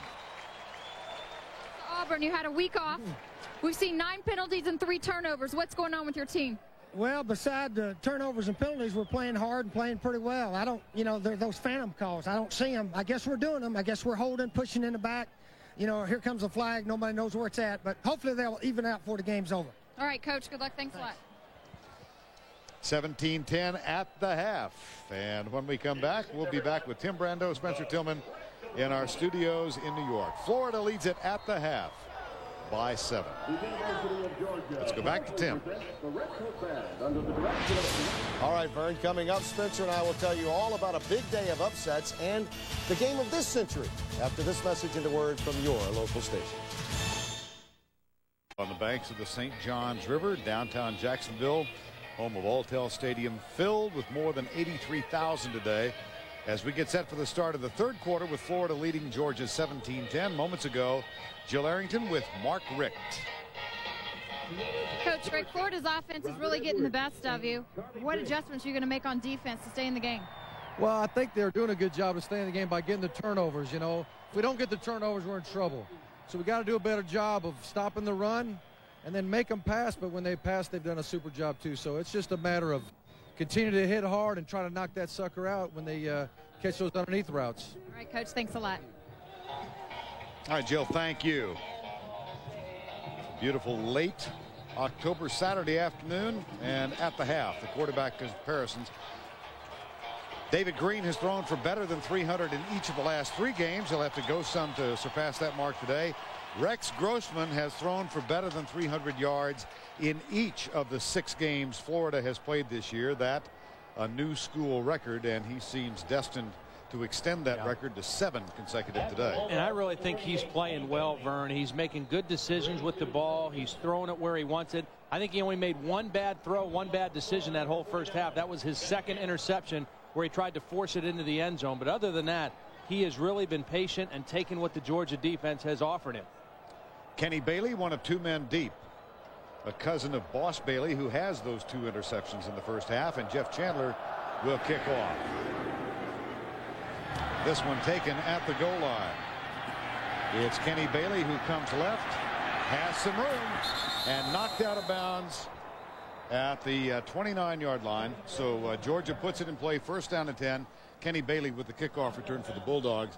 And despite the errors, a really impressive first half for Florida. Well, 385 yards of offense. Is there any question that they aren't the #1 offensive team in the country, coming in averaging over 550 yards a game, and 5 plays over 20 yards? The game against Auburn that they lost, they only had 4 plays the whole game of over 20 yards. So Georgia really has to try to limit those big plays in the second half. David Green on first down wants to throw and wings it out to his tight end Randy McMichael, who makes the grab and is tackled at the 37-yard line.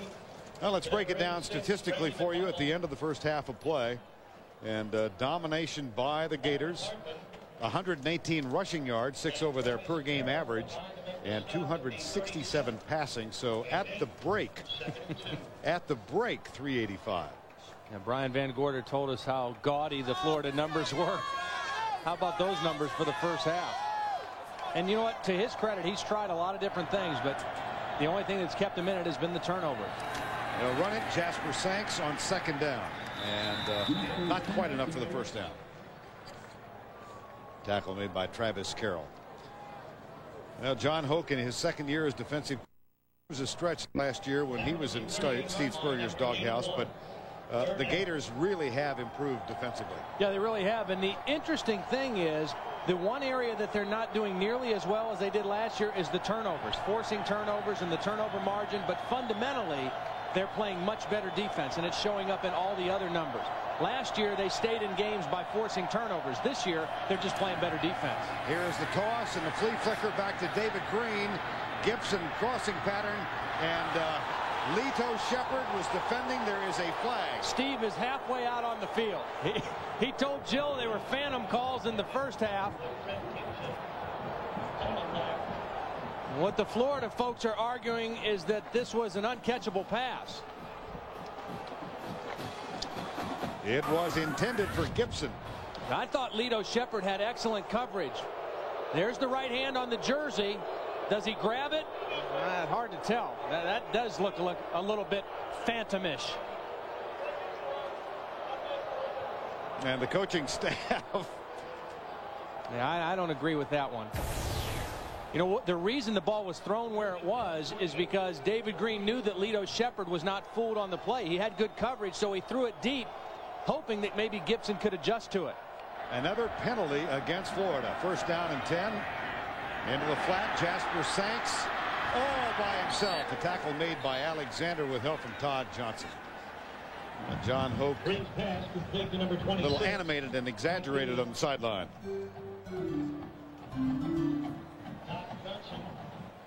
And Benny Alexander make the stop at the 48-yard line. A gain of 4. 2nd down and short. Georgia needs to capitalize on this, Vern. They need to take advantage of these penalties and the good field position and put a touchdown in the end zone. Sanks stuffed. 3rd down. Andre Davis, number 45. Such an inspirational player. And remember the first game we did of Florida against Mississippi State. John Hoke said that Andre Davis's presence had been the big difference in the defensive turnaround this year. He was out all of last year with a knee injury. 3rd and 3. He doesn't want to come off the field at all. We saw him make the big tackle on punt coverage too. I mean, he wants to be in on all the special teams all the time. Green back, looks left, now nobody open, scrambles, chased, caught it. Vern, this is an incredible play by David Green. It really is. Again, this is a redshirt freshman not playing anything like a freshman. What happened is this is where the ball was going originally. LeBron Mitchell gets dragged down. So now the play is dead, right? No, Mitchell adjusts to the scramble. David Green buys some time and still able to make the completion for the 1st down.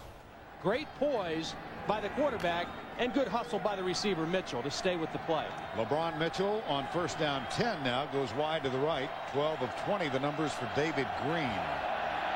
And they'll go from the shotgun. 4-man rush by Florida. Right side, caught by Sanks. Van Hartman is the first to get there, and Benny Alexander helps. Numbers 42 and 30. And Todd Johnson's the finally man up. Well, Alex Brown leading this team in big plays, leading it in sacks, has been pretty quiet today. He did get a knockdown earlier in the game, this time working on the junior George Foster, and Foster does his job, keeps him away from his quarterback. 2nd down 7 at the 35. Here's the toss. Sanks cuts it back to his right, and they move the football on the ground again. Travis Carroll, number 55 there. This is really a good run by Jasper Sanks. A good back needs to have good vision. Watch Andre Davis over pursue this play, and Sanks is going to see it and then cut back inside of Andre Davis. Davis ran past the play. Sanks saw that and made a nice cut back inside for the good run. 3rd and 1. Loaded up on the right side. Sanks gets the handoff. First down, Georgia.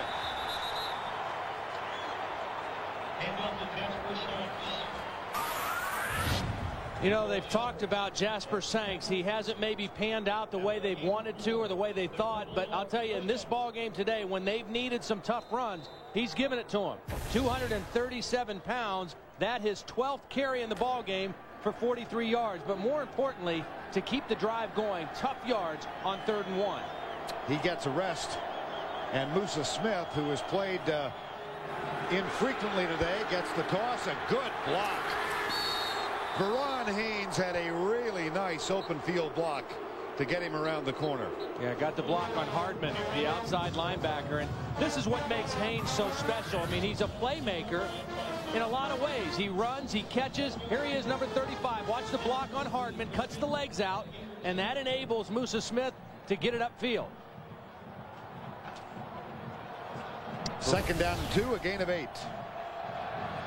Smith still the deep back in the eye. They give it to Verron Haynes, and he moves it to the 15-yard line. See, the other thing that is good about this drive right now for Georgia, obviously they want to get a touchdown, but they also want to eat up clock. I mean, the best weapon for them and the best help for their defense right now will be for the offense to stay on the field as long as possible. Long drives, making 3rd down conversions, eating up clock, so that when Rex Grossman and his offense comes back on the field, they just don't have as many shots at him. Now the ball spotted short of the 1st down. It'll be 3rd and 1. 15-yard line, trailing by 7 in this drive. Green perfect. And again, a power eye to the right side. Handed to the short man. And Verron Haynes appears to have gotten the 1st down.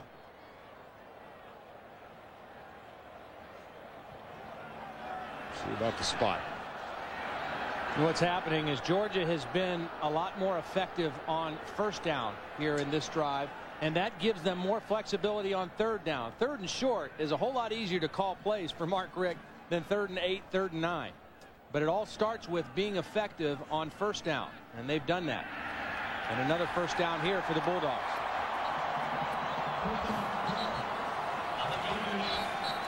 Randy McMichael gets the call from Mark Richt. Mark, as you know, the offensive coordinator for 7 years of the 15 years he spent on Bobby Bowden's staff, and said when he became the head coach he wanted to continue calling plays, so he does that. And here's Musa Smith over the top. Musa Smith. They're just running right at Florida right now. That was a power I formation on 1st down. You know, they're just going to go right at the middle of this Florida defense, and Musa Smith picked up a couple. John Hoke, the defensive coordinator at Florida, matching wits with Mark Richt. 2nd and 8. 17-10. This the opening drive of the 3rd quarter.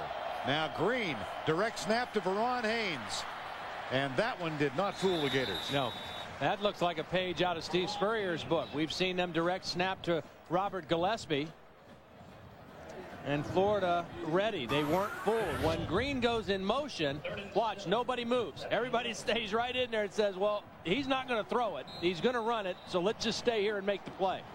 And a nice job by Ian Scott on the inside. 3rd and 7 at the 11. 3 wide receiver set. Green chased, puts it down, runs it, tackled at the 6. And I don't think he had enough for the 1st down. The tackle made by Todd Johnson. Well, whether or not this was a designed play or not, what forced him to go early was the blitz. Andre Davis came unblocked, and David Green decided to tuck it and try to get the 1st down. I don't know if it was a designed quarterback draw or not, but Andre Davis made him run. Mark Richt is going to roll the dice and go for it on 4th and 2. with pressure. Dropped.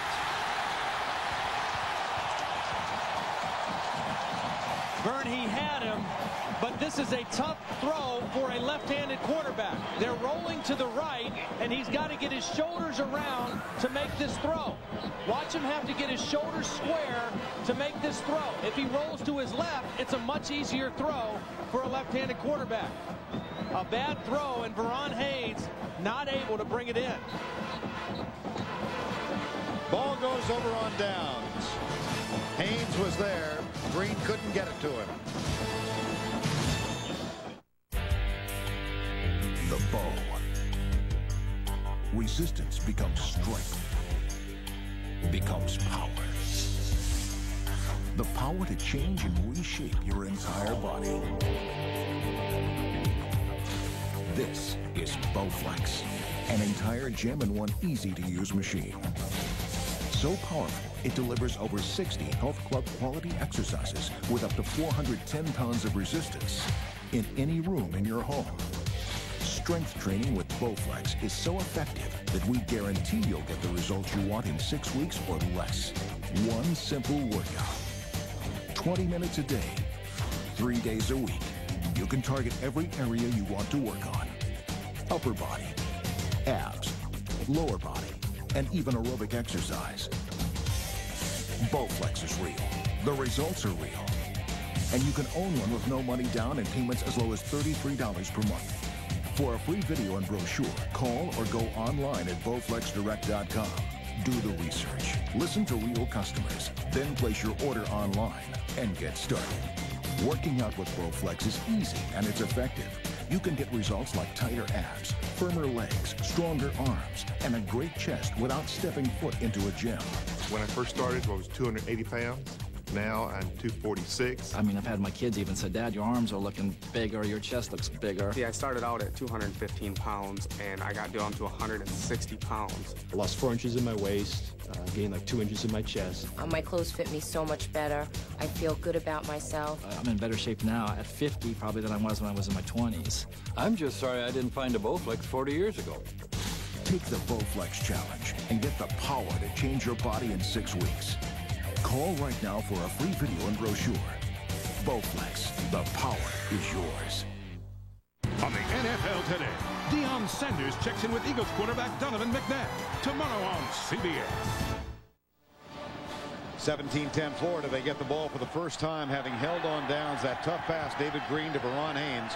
And now the Gators up by 7 with their first possession. And Ernest Graham out to the 10-yard line, runs into David Jacobs, number 99. The only good thing for Georgia on that drive, you hate to not get anything out of that good of a drive, but they did hold the ball for 8 minutes and 31 seconds. And that's 8 minutes and 31 seconds fewer that the #1 offense in the country has the football. Right now, this defense should be well rested, and they need to get a stop for their offense. Wide receiver split left, and Grossman will throw on 2nd and 6. Finds the open man. It's Gaffney again, who for the 6th time in 7 games this season and the 12th time in his very short career has gone over 100 yards. That is his 9th catch, and this one for 16 yards. See, when you pass out of the I formation, you get maximum protection for your quarterback. You've got everybody in there blocking. Both backs can stay in and block if you need them. And it basically becomes a 2 or a 3-man route down the field. Maximum protection, throw the ball downfield. Gaffney posting gaudy numbers again. 143 yards. Here's the handoff to Graham. Nifty little move up the middle. And Ernest Graham out to the 33. Well, homecoming for many of these players for the Florida Gators. Jacksonville only an 80-mile drive. Look at this list. Carroll, Chandler, Gaffney, Hardman, McCullough, Scott, Sharp, Shepard, Small, and Townsend, all playing before family and friends in Jacksonville. I'd say they got some pretty good high school football in Jacksonville. And you saw the numbers for Jabbar Gaffney. 2nd down. Grossman, deep left side. Man coverage. Taylor Jacobs got it. They went at Bruce Thornton, number 7. Grossman to Jacobs. I'd talked about Rex Grossman being patient and waiting for his opportunities. This time he saw what he wanted. He saw a blitz coming here. That means man-to-man out on the outside. They pick up the blitz.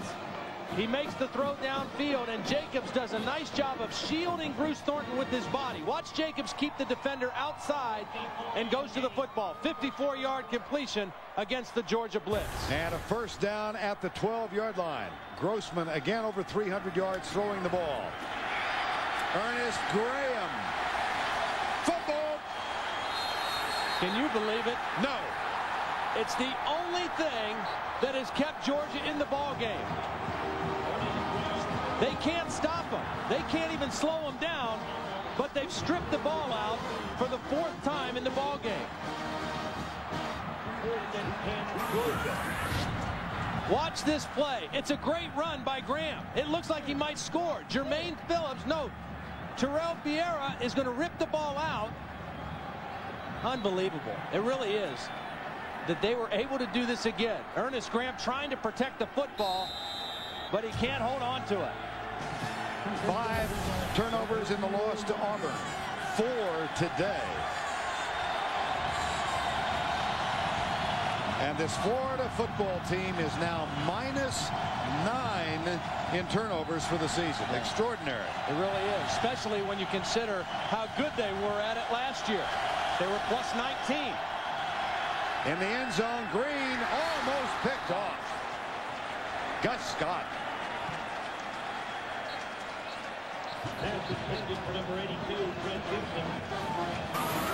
Gus Scott had underneath coverage. Lito Shepherd, he's playing deep 3rd zone, and underneath coverage is Gus Scott reading the quarterback and almost made a huge play.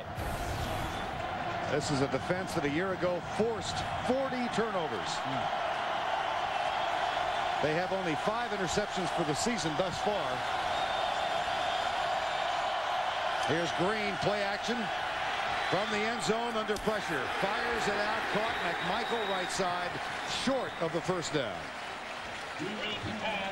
Benny Alexander. Boy, how much confidence does Mark Richt have in his young quarterback? You're deep in your own territory, and he's throwing 2 plays in a row. Pressure by Kennard Ellis, but David Green able to get the short completion. Right now for David Green, don't make a mistake here. Your defense just got a turnover. If you can make the throw for the first down, great. If not, don't force it. Don't throw it into coverage. 3rd and 5 at the 9. 3 wide receivers, 2 left, 1 right. Green, deep right side for Gibson. Flag. Are they going to get Lito Shepherd again? He's chatting with Gibson. They called him for holding on the previous drive. And they'll call him for holding again. Yeah, I really thought David Green underthrew this. I thought Lito was going to pick it off. He's playing a soft cover 2, which means he's going to make contact and then turn him loose. But he held him a little bit before he broke to the football. I don't know. Another close call that goes against the Gators. And on Lito Shepherd, 3 penalties against him himself, and the 11th for the Florida team. After the holding call, first down and 10, David Green and the Georgia Bulldogs. 3:25 to go. 3rd quarter, double tight end set. Green tucks it, throws it. Wide open. It's Watson. The backup tight end, Ben Watson. And a huge play for the Georgia Bulldogs. That's 36 yards. The bootleg has been there. Here's Watson. He's going to run the crossing route, but the bootleg fake by David Green gets the defense moving the other direction. And then what a catch by Watson. Had to reach back with one hand, and he beat Andre Davis on the play. On the play, Fred Gibson shaken up. Walks to the bench. Longest play of the day for Georgia, 36 yards. They are at the Florida 45, down by 7. And a flag thrown at the line of scrimmage on the far side. I think they're going to get Florida again. Either that or they're going to wave it off because it was a tight end shift. Yeah, good call. See, the tight end McMichael was shifting back and the receiver was moving up, and on that movement Alex Brown, I think, jumped, and so they waved it off. Actually, it was Kennard Ellis. Watch, the tight end's going to shift back, receiver up, and Kennard Ellis, he's thinking the play started. If those guys have a chance to reset, good no call. Now the shift again. No motion by Florida. McMichael in motion. He'll be the lead blocker. They give it to Jasper Sanks, number 28. And he picks up a quick 5 to the 40-yard line. The tackle from Marquand Manuel, number 4. Georgia cannot afford to come up empty again here, Vern. I mean, again, their defense is not going to stop Florida. I mean, that's been established. The only hope they have is to create turnovers, which they've done a great job. But Georgia needs to keep the clock moving, keep making first downs, and score a touchdown here. Musa Smith is the deep back in the eye on 2nd down and 5. Another bootleg. Yes, it is. Green still has it. He's got his tight end. Oh, it's Gibson back in the field of play, number 82. 2 bootlegs in this series. Another job. Good job. Watch him sell the fake. Sell the fake, hide the football. That freezes the defense, and it opens things up on the crossing route. He hit the tight end before. This time he hits his favorite target, Fred Gibson. But you have to sell that fake, and David Green has done it beautifully 2 times in a row. Second catch in the game for the freshman. Terrence Edwards now breaks wide right. Gibson left. Another boot again. And Green is hit as he lets it go in the general vicinity of Watson.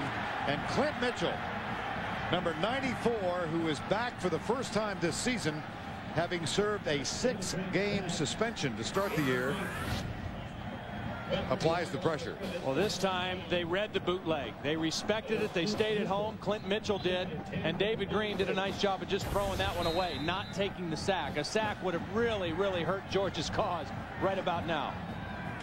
Second offensive series for Georgia in the 3rd quarter. They got inside the 10 and failed to convert a 4th and 2. They were at the 6-yard line.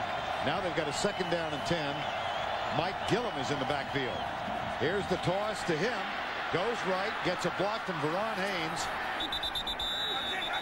And another flag.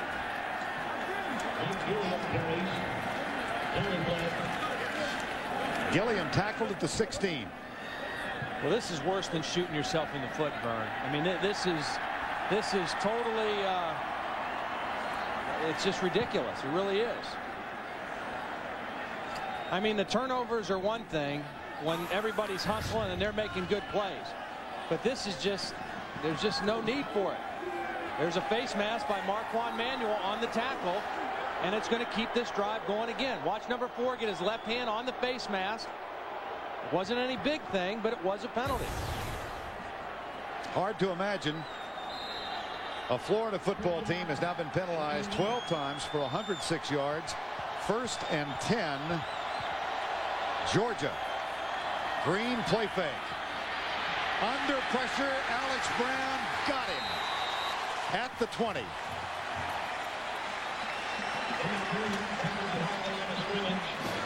You know what great players do, Vern? When their team needs a big play, great players make big plays. Here's Alex Brown here on the play action. He beats the block of Kareem Marshall and stays with it and able to get the sack. He almost got a face mask there too. He was able to pull his hand off the face mask and make the good tackle, and makes a huge play for the Florida defense. Alex Brown is the all-time career sack leader for Florida. He's got 6.5 in this season after that one. Now 2nd down and 19. Green right side. Here's Gibson on the underneath pattern. Circles to his right. A little stiff arm and a nice open field piece of defensive work from Benny Alexander, number 30. And time now for the Rigid Tool Scholar Athlete Award. For today's game, it goes to the University of Georgia's number 78, John Stinchcomb. Rigid Tool's commitment to the investment of our future is shown today by donating $1,000 to the University of Georgia's General Scholarship Fund. John Stinchcomb, a junior microbiology major with a 3.72 grade point average. And playing with a bad groin injury as well. Mike Natile is the injured player for Florida. And so the training staff out to give him some assistance. And time has been called. 47 seconds remaining in the third quarter of play. 17-10.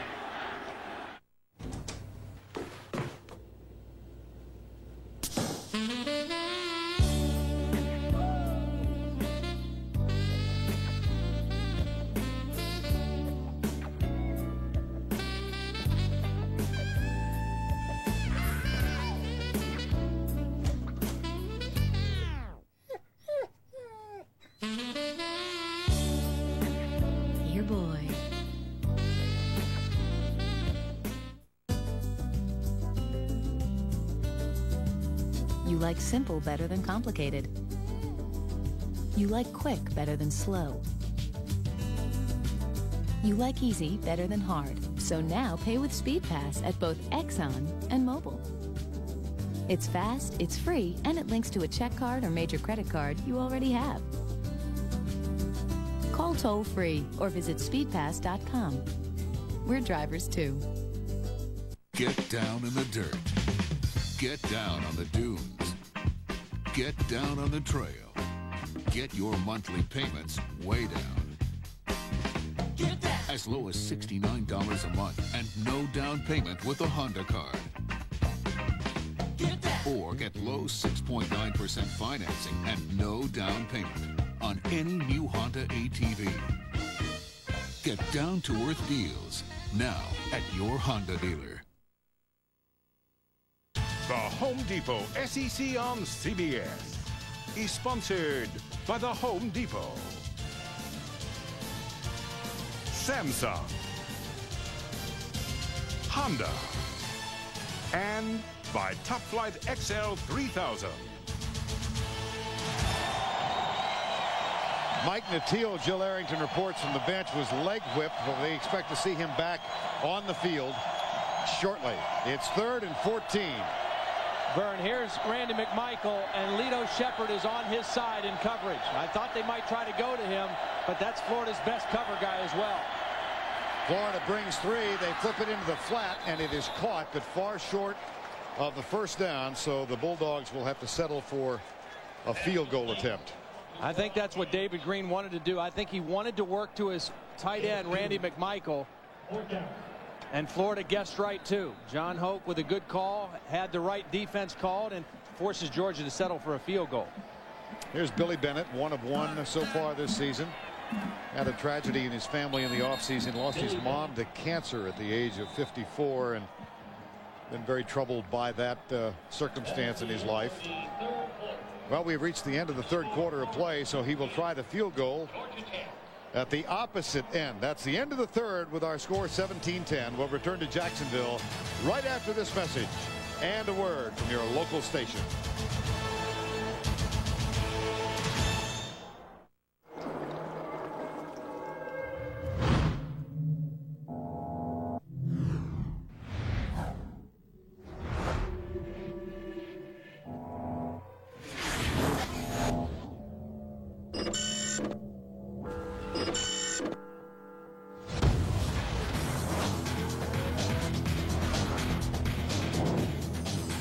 Totally new Nissan Altima.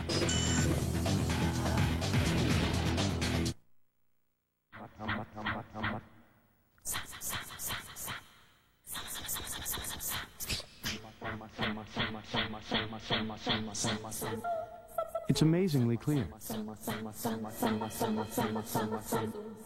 It's multifunctional. High-definition television from Samsung. It's a world of clarity, and everyone's invited. Come to Sears every Saturday to see a live broadcast of college football in high definition. CBS Thursday. See what the survivors have to overcome just to get a drink of water. I can still see him too. I don't want to move. All new Survivor Africa. CBS Thursday. The King of Queens, Monday on CBS. It's all here. Chevy trucks are keeping America rolling with 0% APR financing on every Chevy truck in stock, even the all-new Avalanche and Trailblazer. That's 0% APR financing on all new Chevy trucks. Keep America rolling with 0% APR financing on Avalanche, Trailblazer, and every new Chevy truck. But hurry, this offer ends October 31st. See your Southern Chevy dealer now. Hey, it's Wade from Plank Road Brewery. You know, spending all day concentrating on making the smooth, never watered down taste of Ice House is a full-time passion. Doesn't leave us much time for other things, like making ads. Well, that's where you come in. We want you to send us your idea for the ultimate Ice House commercial. If we like it, we'll do it. It could be an idea for an ad, or you can get all Hollywood on us and shoot it on your own video camera. Just keep it to 15 seconds, keep it clean, and stick Ice House in there somewhere. We'll make the Ice House. You make the ads. Baby backs. Is there anything better than a rack of tender, delicious baby back ribs? At Sonny's, we do baby backs right. We smoke them over a hardwood fire, grill them to perfection, then serve them up at a price you can afford every day of the week. Try them once, and you'll say nobody does baby backs better than Sonny's. Yummy. Join Local 6 in honoring our loved ones in the military.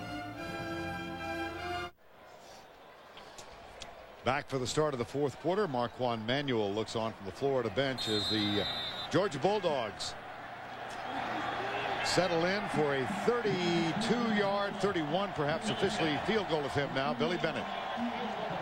After dominating play in the third quarter, they try and get their first points in the second half. The kick is up and just, no, it's not good. Thought it had just cleared the right upright. Not to be.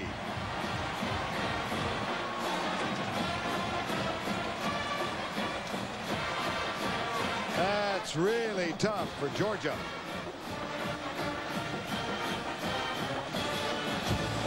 That's a tough call as well.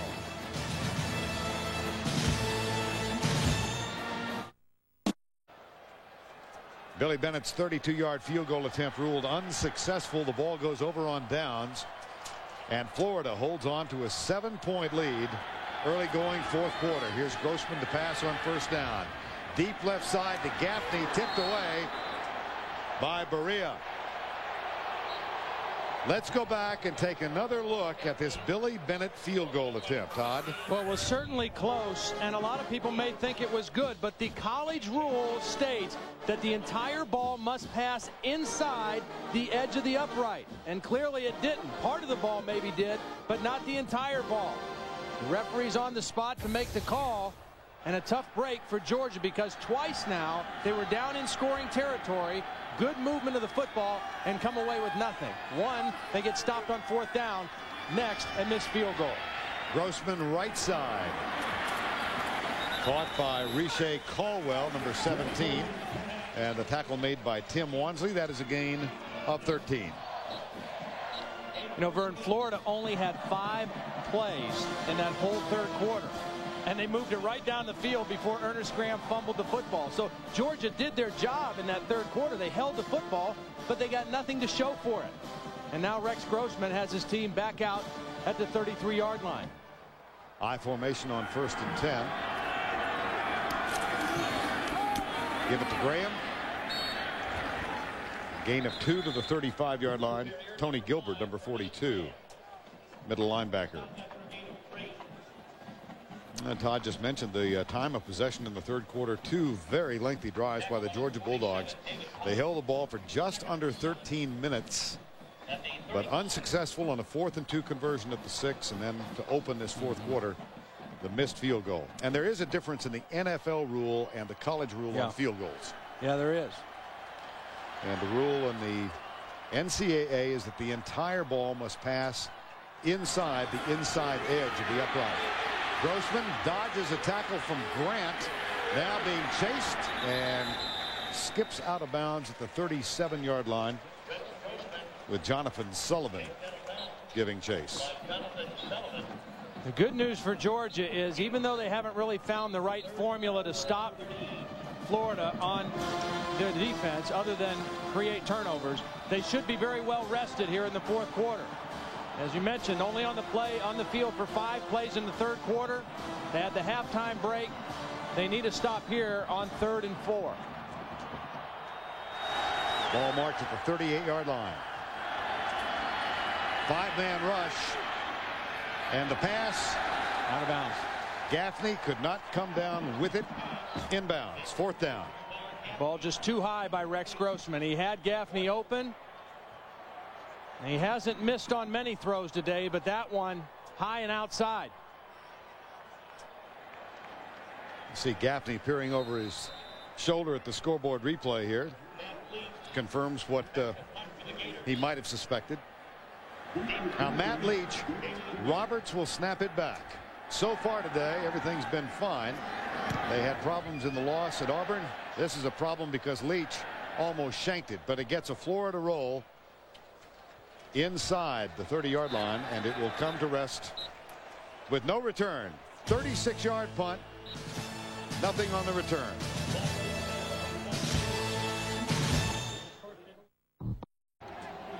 You get the idea that in a perfect world, Uga would be chasing the Aflac dunk. 17-10, 1st and 10. Georgia, David Green. Play fake. Gibson open, gets a good downfield block, and there's the spin, and another big play for the Georgia Bulldogs. 40 yards. Again, the play action fake. The I formation suggests run.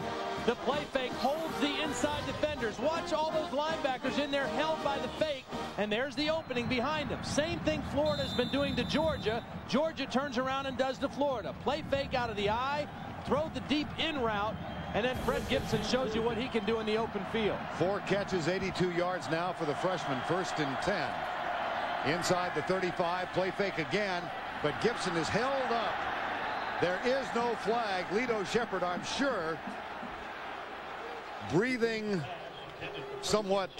Well, he seems self-assured, doesn't he? Well, the back official ruled that that was an uncatchable pass. That's why there was no flag. He gave the signal of the pass not being catchable, and so no need for the flag. During the punt, by the way, just before we went to commercial break, offsetting personal fouls, Georgia and Florida, they do go into the books as penalties. So that's 13 penalties for Florida. There was no change of possession or movement of the spot of the ball. 2nd down and 10. Here's the toss. Musa Smith going right. Alex Brown is there to close things up and allow Travis Carroll to come over and make the tackle. And again, we'll give you a view. Gorgeous sunset view overhead. Alltel Stadium. These overhead shots courtesy of Goodyear. And with us today, the Goodyear Blimp Stars and Stripes. On board of the controls, Captain Tracy Rockhold from Akron, Ohio. Loss of 3, 3rd and 13. Confusion again for Florida, late getting set up.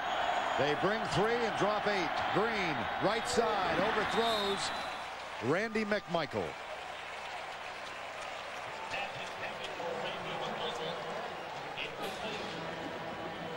They had a shot. Again, there was confusion in the Florida defense. They weren't set quick enough. Tried to get it over Lito Shepherd. He had a spot in there, but that would have been a tough throw to make. Really, all in all, Florida has done a pretty good job defending against Randy McMichael. They knew coming in that he could be a dangerous weapon, and with the exception of a couple plays, they've defended him well. Now Georgia's looking at a 4th down, and they use one of their 3 timeouts. 4th and 13 from the 35. Time called. We'll be right back.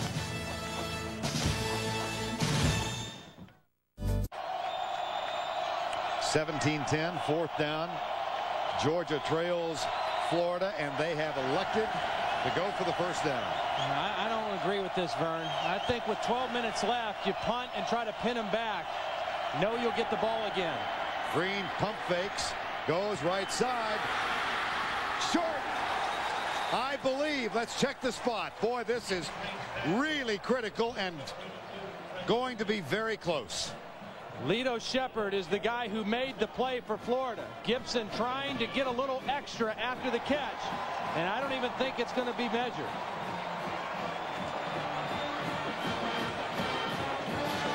I just don't, 4th and 6, 4th and 7 is one thing, but 4th and 13 is so hard to pick up. It's a zone defense by Florida. They're all running out of there. And David Green able to find Gibson, but this is what a zone does. Make him catch it underneath and then make the sure tackle, and that's exactly what Lito Sheppard did. I think you punt the ball there. Even though your defense has struggled, maybe you pin them inside the 10-yard line and hope to get it back with decent field position. Needed 13, got 12. John Hoke, defensive coordinator, congratulating his All-American cornerback, Lito Sheppard.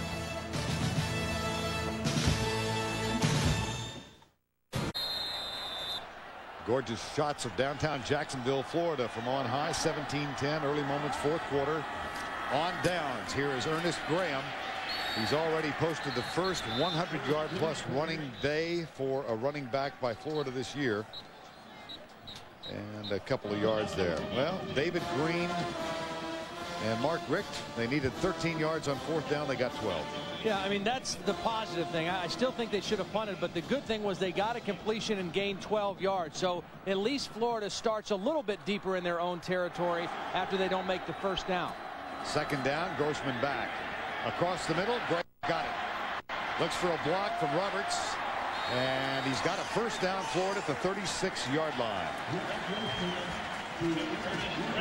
Let's take a look at the CBS Sportsline stat of the game. Yards allowed the last 4 games now, including today. Already Florida with 505. For complete college football coverage, go to cbs.sportsline.com or AOL keyword CBS Sportsline.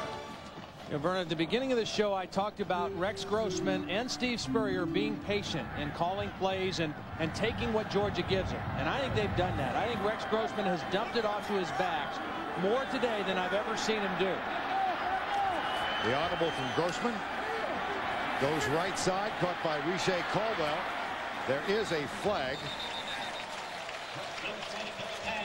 Well, it was probably offsides by David Jacobs. And Rex Grossman was very lucky that he even got that ball snapped, because the play clock was going to 0 right at the time of the snap. It's either delay or offsides on Jacobs.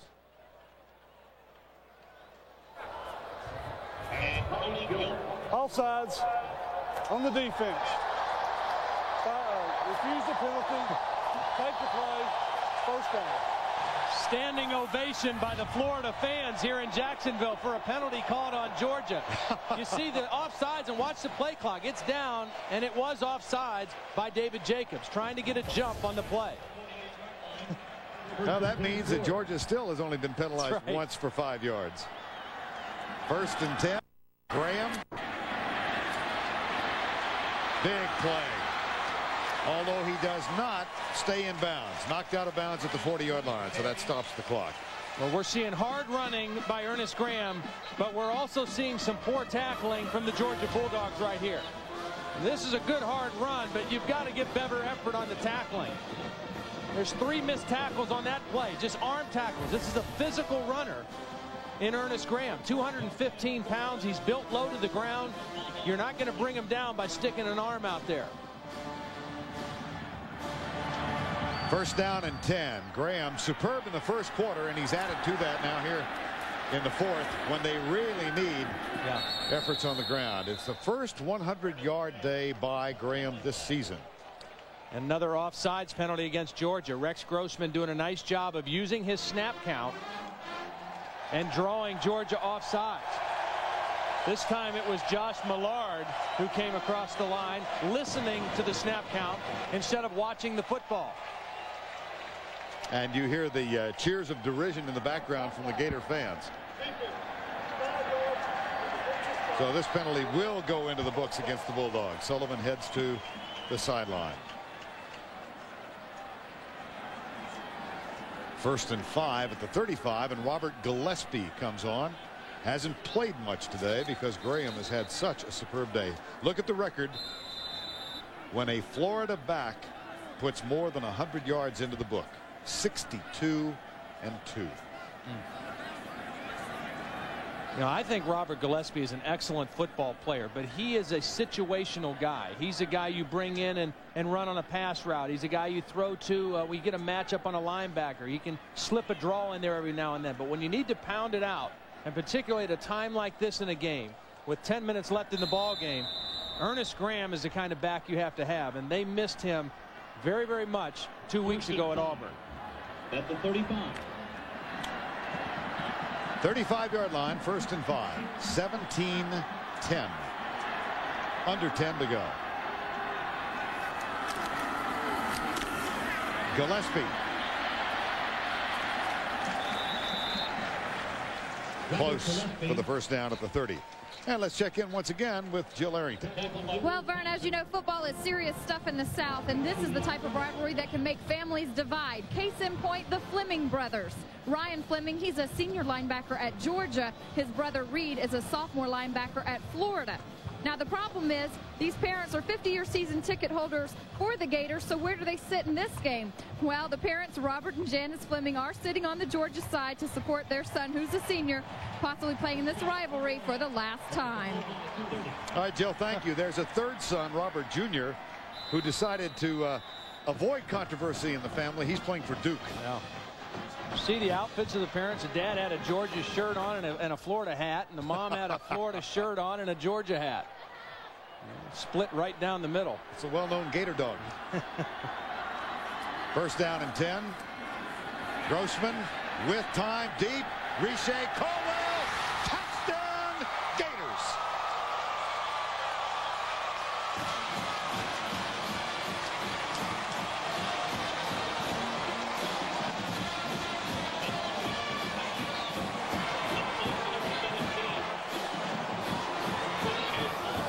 Well, first of all, it's the play action again out of the I formation, and then the deep post by Riche Caldwell.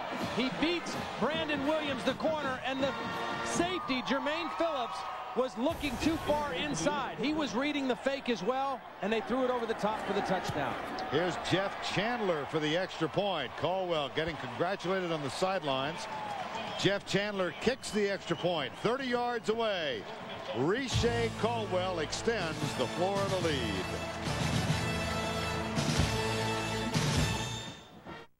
Home Depot SEC on CBS is sponsored by Exxon and Mobil, Edge Active Care, Sonic, and by the Principal Financial Group.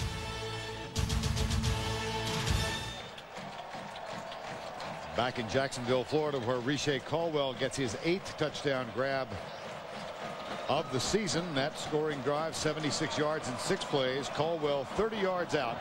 Here's Petrovich with the kick. And again, it's very, very short and fumbled by J.T. Wall. A scramble for the football, and we'll see if Florida came up with it. No. Yeah, Georgia got it back, but you know, Florida has tried that 3 times, and all 3 times J.T. Wall has fielded it, and that's the only time that he didn't field it cleanly.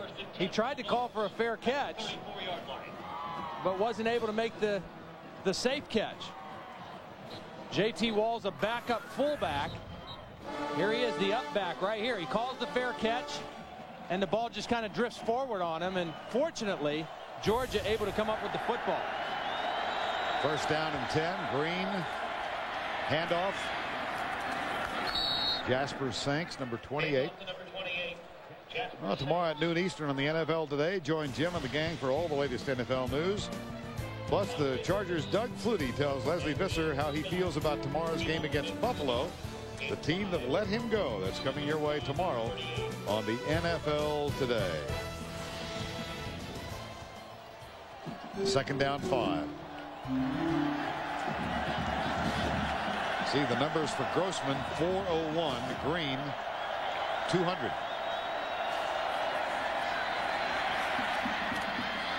Out into the flat. Jasper Sanks with the catch, short of the first down. Well, a really significant weekend of college football. Thursday night, Miami rolled over West Virginia. Earlier today, Nebraska defeats Oklahoma. Stanford leading UCLA. Virginia Tech loses for the first time. All of these things good for the Florida Gators. Florida State rebounding. Maryland goes into that game undefeated. It's 45-31. And South Carolina, Tennessee just getting started. You know, Vern, the thing about Rex Grossman, 2 weeks ago at Auburn, He almost got his first throw intercepted, and he never looked comfortable. He forced the ball. And just to see the way he has rebounded and played today, I talked about in the beginning, he had to be patient. Take what Georgia gave him and wait for your opportunities to make the big plays, and he has done a great job of that today. On second down, Lucius Smith, number 32, out near the 40-yard line.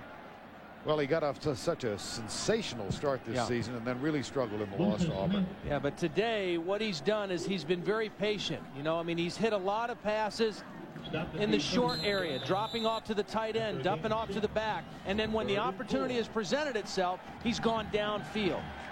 He showed great patience and decision-making, with the exception of the second interception, was really the only one that he did.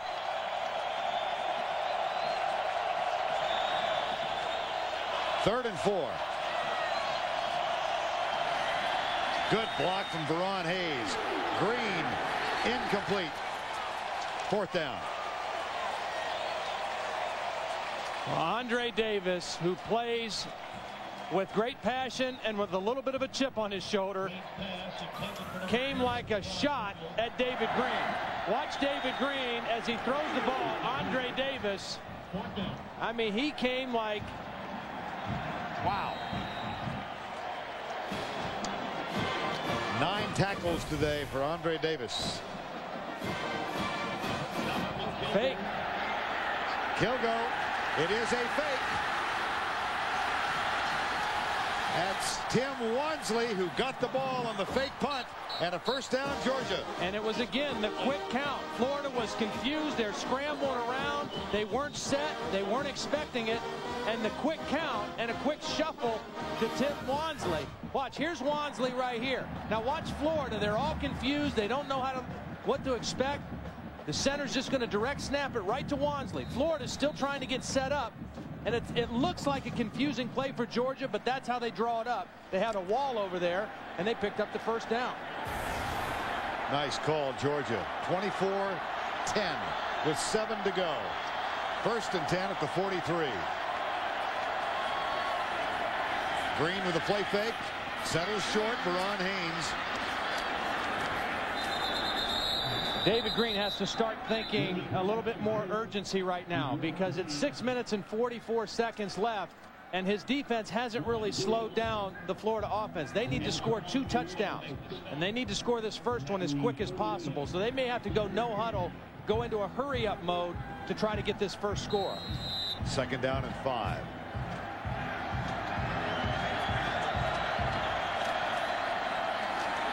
They'll hand it off, and Sanks close for the first down. Georgia, Tennessee. Georgia had not won in Knoxville since 1980. Late drive. Here was McMichael from David Green. And then the touchdown, play fake, and Veron Hayes. They did not attempt the extra point and wound up winning at Tennessee 26-24. Third and 1 here. Power eye, left side, Sanks. Alex Brown again, Vern. Yes, indeed. Fourth down. He has made about 3 or 4 plays today that have just been outstanding when they've needed a big play. Here he is. He dives over, he guesses on the snap count, and then able to trip up Jasper Sanks. Anticipated the count, jumped over the line, and got the shoestring tackle. 4th and 2. This will be the 3rd time in this half that Georgia has gone for a 4th down conversion, unsuccessful on the first 2. Green, left side. This time they got it. Same matchup. Gibson on Lito Shepherd, but this time Gibson able to fight forward for the first down.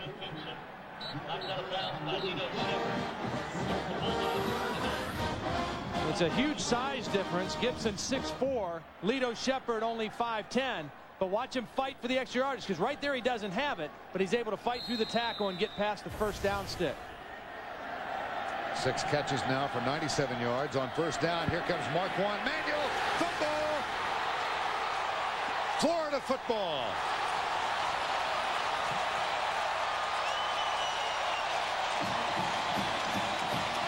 You see Mark Richt saying, "My fault."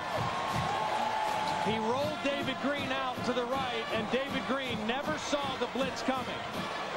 It was a safety blitz from right here, Marquand Manuel, and David Green never sees it coming. So as he turns to throw, he has no idea that Manuel's there.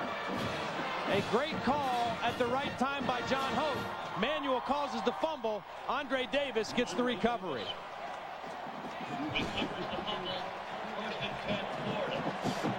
John Hoke with a defensive call. Marquand Manuel made the play. Andre Davis with the recovery. Under 5 to go. And the handoff, Graham, who breaks a tackle, fumbles. And Florida falls on the ball at the 39. Graham's second fumble today. This one Florida gets back. Jermaine Phillips is going to force the fumble, gets his helmet right on the football. And I think is that Jorgensen or Zadelas? Jorgensen, the center, hustling at the end of the play, gets on it. You know, you got to figure this is Ernest Graham time. Give him the football, let him pound it out, stay in bounds. He's got to protect the football a little better than that. Georgia player down.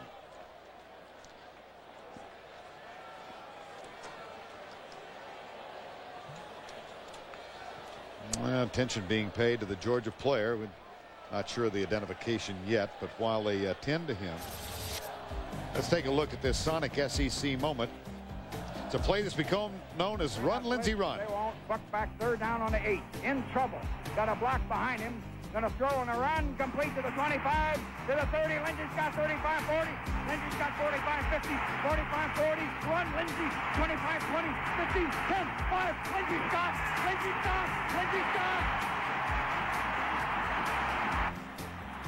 You know, this game has always been called the world's greatest cocktail party. Do you know what is going to happen here tonight? And up at St. Simon's and Jekyll Island and all those places where all those dog people have got these condominiums for 4 days? Man, is there going to be some property destroyed tonight. He's still working. Still doing it. Larry Munson. Gators, point lead. Oh, gosh. There are reasons for legends. Larry Munson is one. He reminds me, in the regard with which he is held by Georgia fans, of the late Bob Ufer at the University of Michigan. Or as Bob Ufer used to say, Michigan. Gilbert was the injured player, taken off unaided. And here is Robert Gillespie. And a flag at the end of the play. Gain of 15.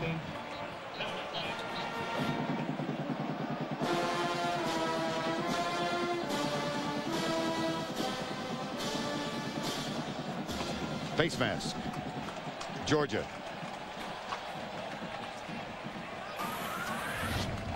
Robert Gillespie, the change of pace guy. He's got more speed than Graham, able to turn the corner,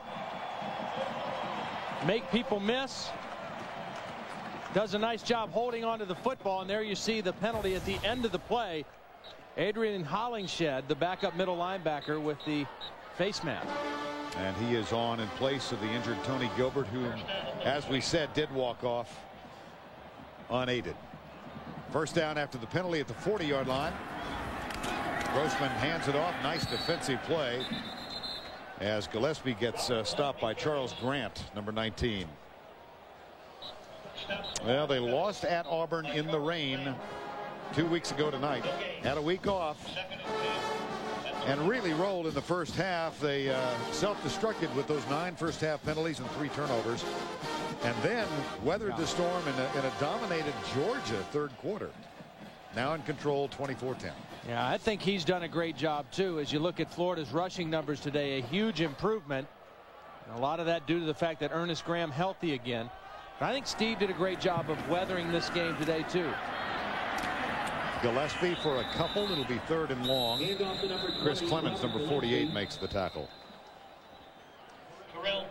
3 minutes 19 seconds remaining in this one. Florida up by 14. Georgia calls time.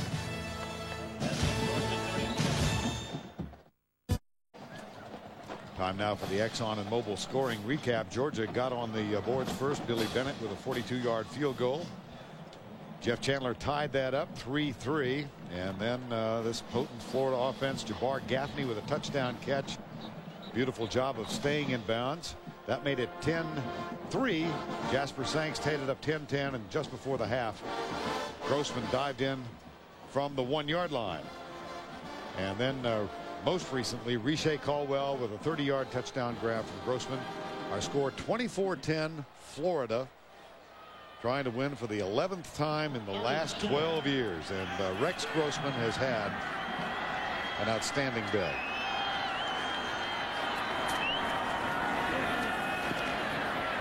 Looks deep for Gaffney. Gaffney well covered. Grossman dumps it as he goes out of bounds, but he was out of bounds when he threw the ball.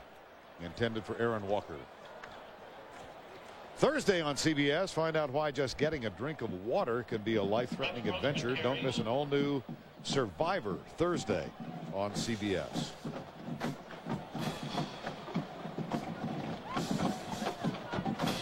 Steve Spurrier, his first game as a player in this series was 1964. He was a sophomore starter, and the first-year head coach at Georgia then was Vince Dooley, who is now, of course, the athletic director.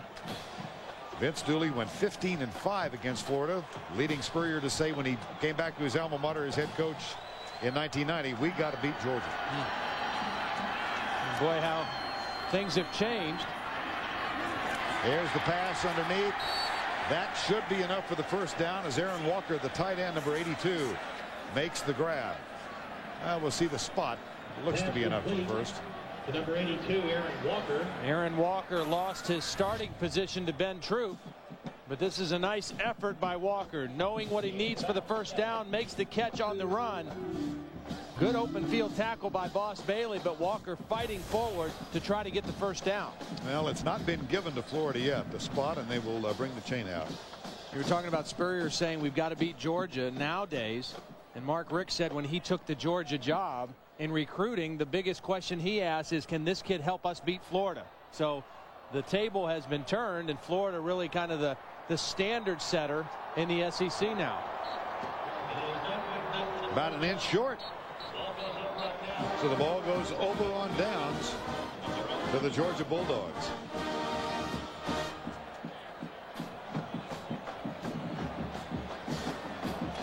At the 30-yard line with 3 to go. But Georgia with 1 timeout remaining. Long distance to travel to get back in this one. Need 2 touchdowns, and Florida's going to play probably all zone. Try to force everything to be thrown underneath. They do indeed. Drop 3. They drop 8 rather. But Gibson goes up and makes the grab. And a big gain on first down to the 35-yard line. Absolutely. The one thing you can't allow happen. You can't allow him to throw over the top when you're playing 8-man deep. And Daryl Dixon, a backup safety, not able to make the play. That's a gain of 34 and a first down at the 35. And again, a 3-man rush. Green down the middle, caught at the 27-yard line. Tight end Randy McMichael.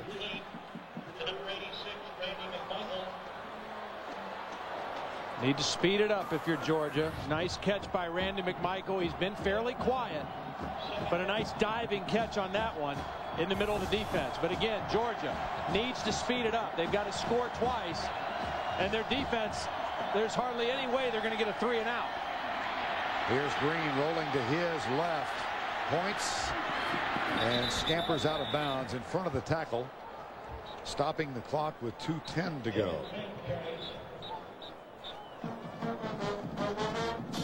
You got to respect what Mark Richt has done at Georgia. I mean, he had this team coming in today believing they had a chance to win, and they did. I really thought it would be important that they withstand an early flurry from Florida, and they did that. And he put them in a position to have a chance to win in the second half. I mean, you mentioned it. They dominated the third quarter, but they couldn't score. But they were still only down 7 to start the final period. Here's the toss. Incomplete. At the 20-yard line. This is a little quick pop pass to the tight end, a little bit high for McMichael. Probably should have made the catch, but Green can also get that one down and make it an easy catch for the first down. And yet again, Mark Richt and the Georgia Bulldogs looking at 4th down. 4th and 2. 2 of 4 on 4th down conversions in this game.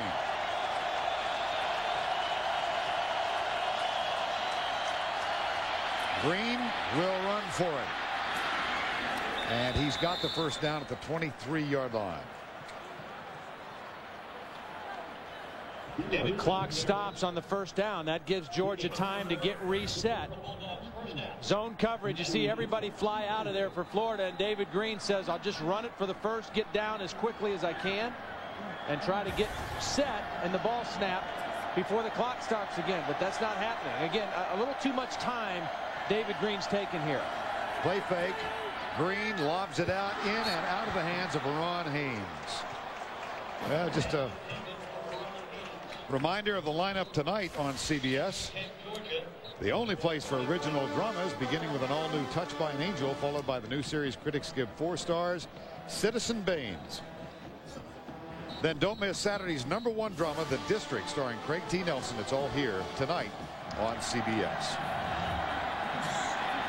Green, deep left side, double coverage, intended for Terrence Edwards, who has caught a pass in every game in which he has played for the Georgia Bulldogs. But he did not start today, and he has not caught a pass today.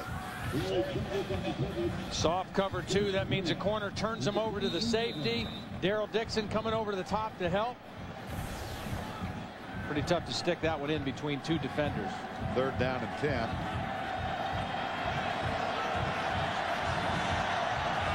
LeBron Mitchell wide left. Corey Collier is wide right.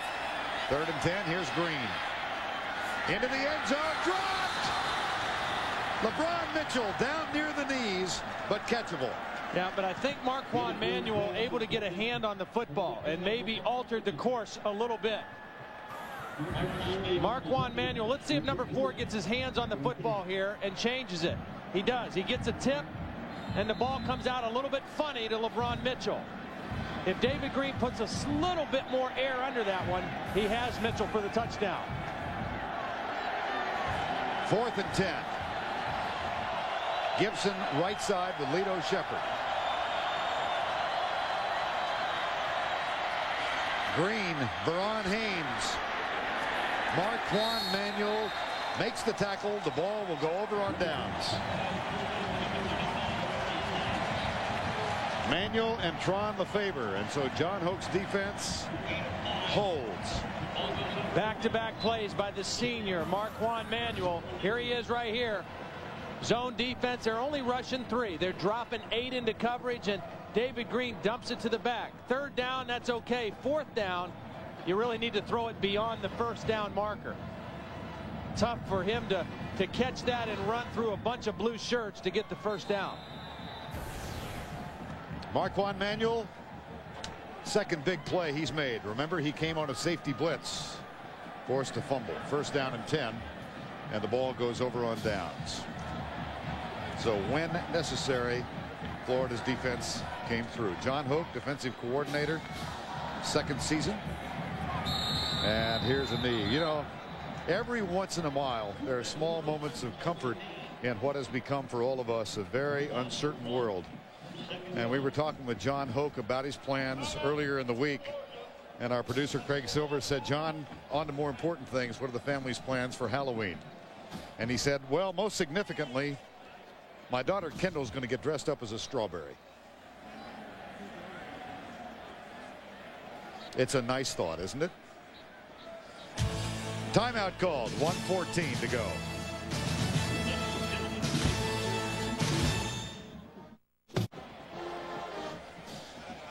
.114 to go in this one, and it's going to go into the record books as a Florida Gator victory. 24-10. Ernest Graham is our Army player of the game. His first 100-yard-plus rushing effort of the season, and it came at a significant juncture for the Florida Gators. 131 yards. And Grossman will take a knee. Rex Grossman played so well again today. Jabbar Gaffney over 100 yards in receptions. David Green showed a lot of poise for a redshirt freshman. But Mark Richt in his first Florida-Georgia skirmish is going to come away empty-handed. And the Florida Gators, they really today, sure did. In terms of undefeated teams in front of them in BCS standings falling. And in terms of the SEC East, they took another big step forward. A game going on right now, Tennessee and South Carolina, the other side of that equation. And the Gators do have a significantly difficult schedule coming down the stretch. They'll win today. They've got homecoming against Vanderbilt. Then they close out at South Carolina on the 10th of November. On CBS at home against Florida State. And then the postponed game against the Volunteers of Tennessee on December the 1st. Final numbers for Rex Grossman: 407, 7th game this season in which he's thrown for more than 300 yards. Second time he's gone over 400. 2 touchdowns, 1 to Gaffney, 1 to Riche Caldwell. 24-10 the final. Jill Arrington's with Steve Spurrier. Well, Coach, not a pretty win, but you got the win. Well, it was very pretty, actually. All that happened to us today and still win the game was pretty good. We must have had about 12 penalties and lost the ball a bunch, fumbled. I think the big play was the game was when our center fell on Ernest. But really proud of our guys. The guys played hard. Our defense kept them out of the end zone. So we're happy to get the win. And what about the play of Ernest Graham? Now you've got to balance offense. If Ernest can hold on to the ball, he's one of the best backs we have here. So we just got to teach him to hold on a little bit better. But we moved it a lot. We left some points out here, but so did Georgia. They didn't play great either, and we're really proud of our guys. They played hard. We're ready to play today. Well, congratulations, Coach. Thanks a lot. All right, Jill, thank you very much. 24-10 the final. Gators win it, take a step up on the SEC East. 24-10 the final. And for the 79th or 80th time, this game has gone into the record books from Jacksonville. For Jill Arrington, Todd Blackledge, I'm Vern Lundquist saying so long from Alltel Stadium in Jacksonville. Boo.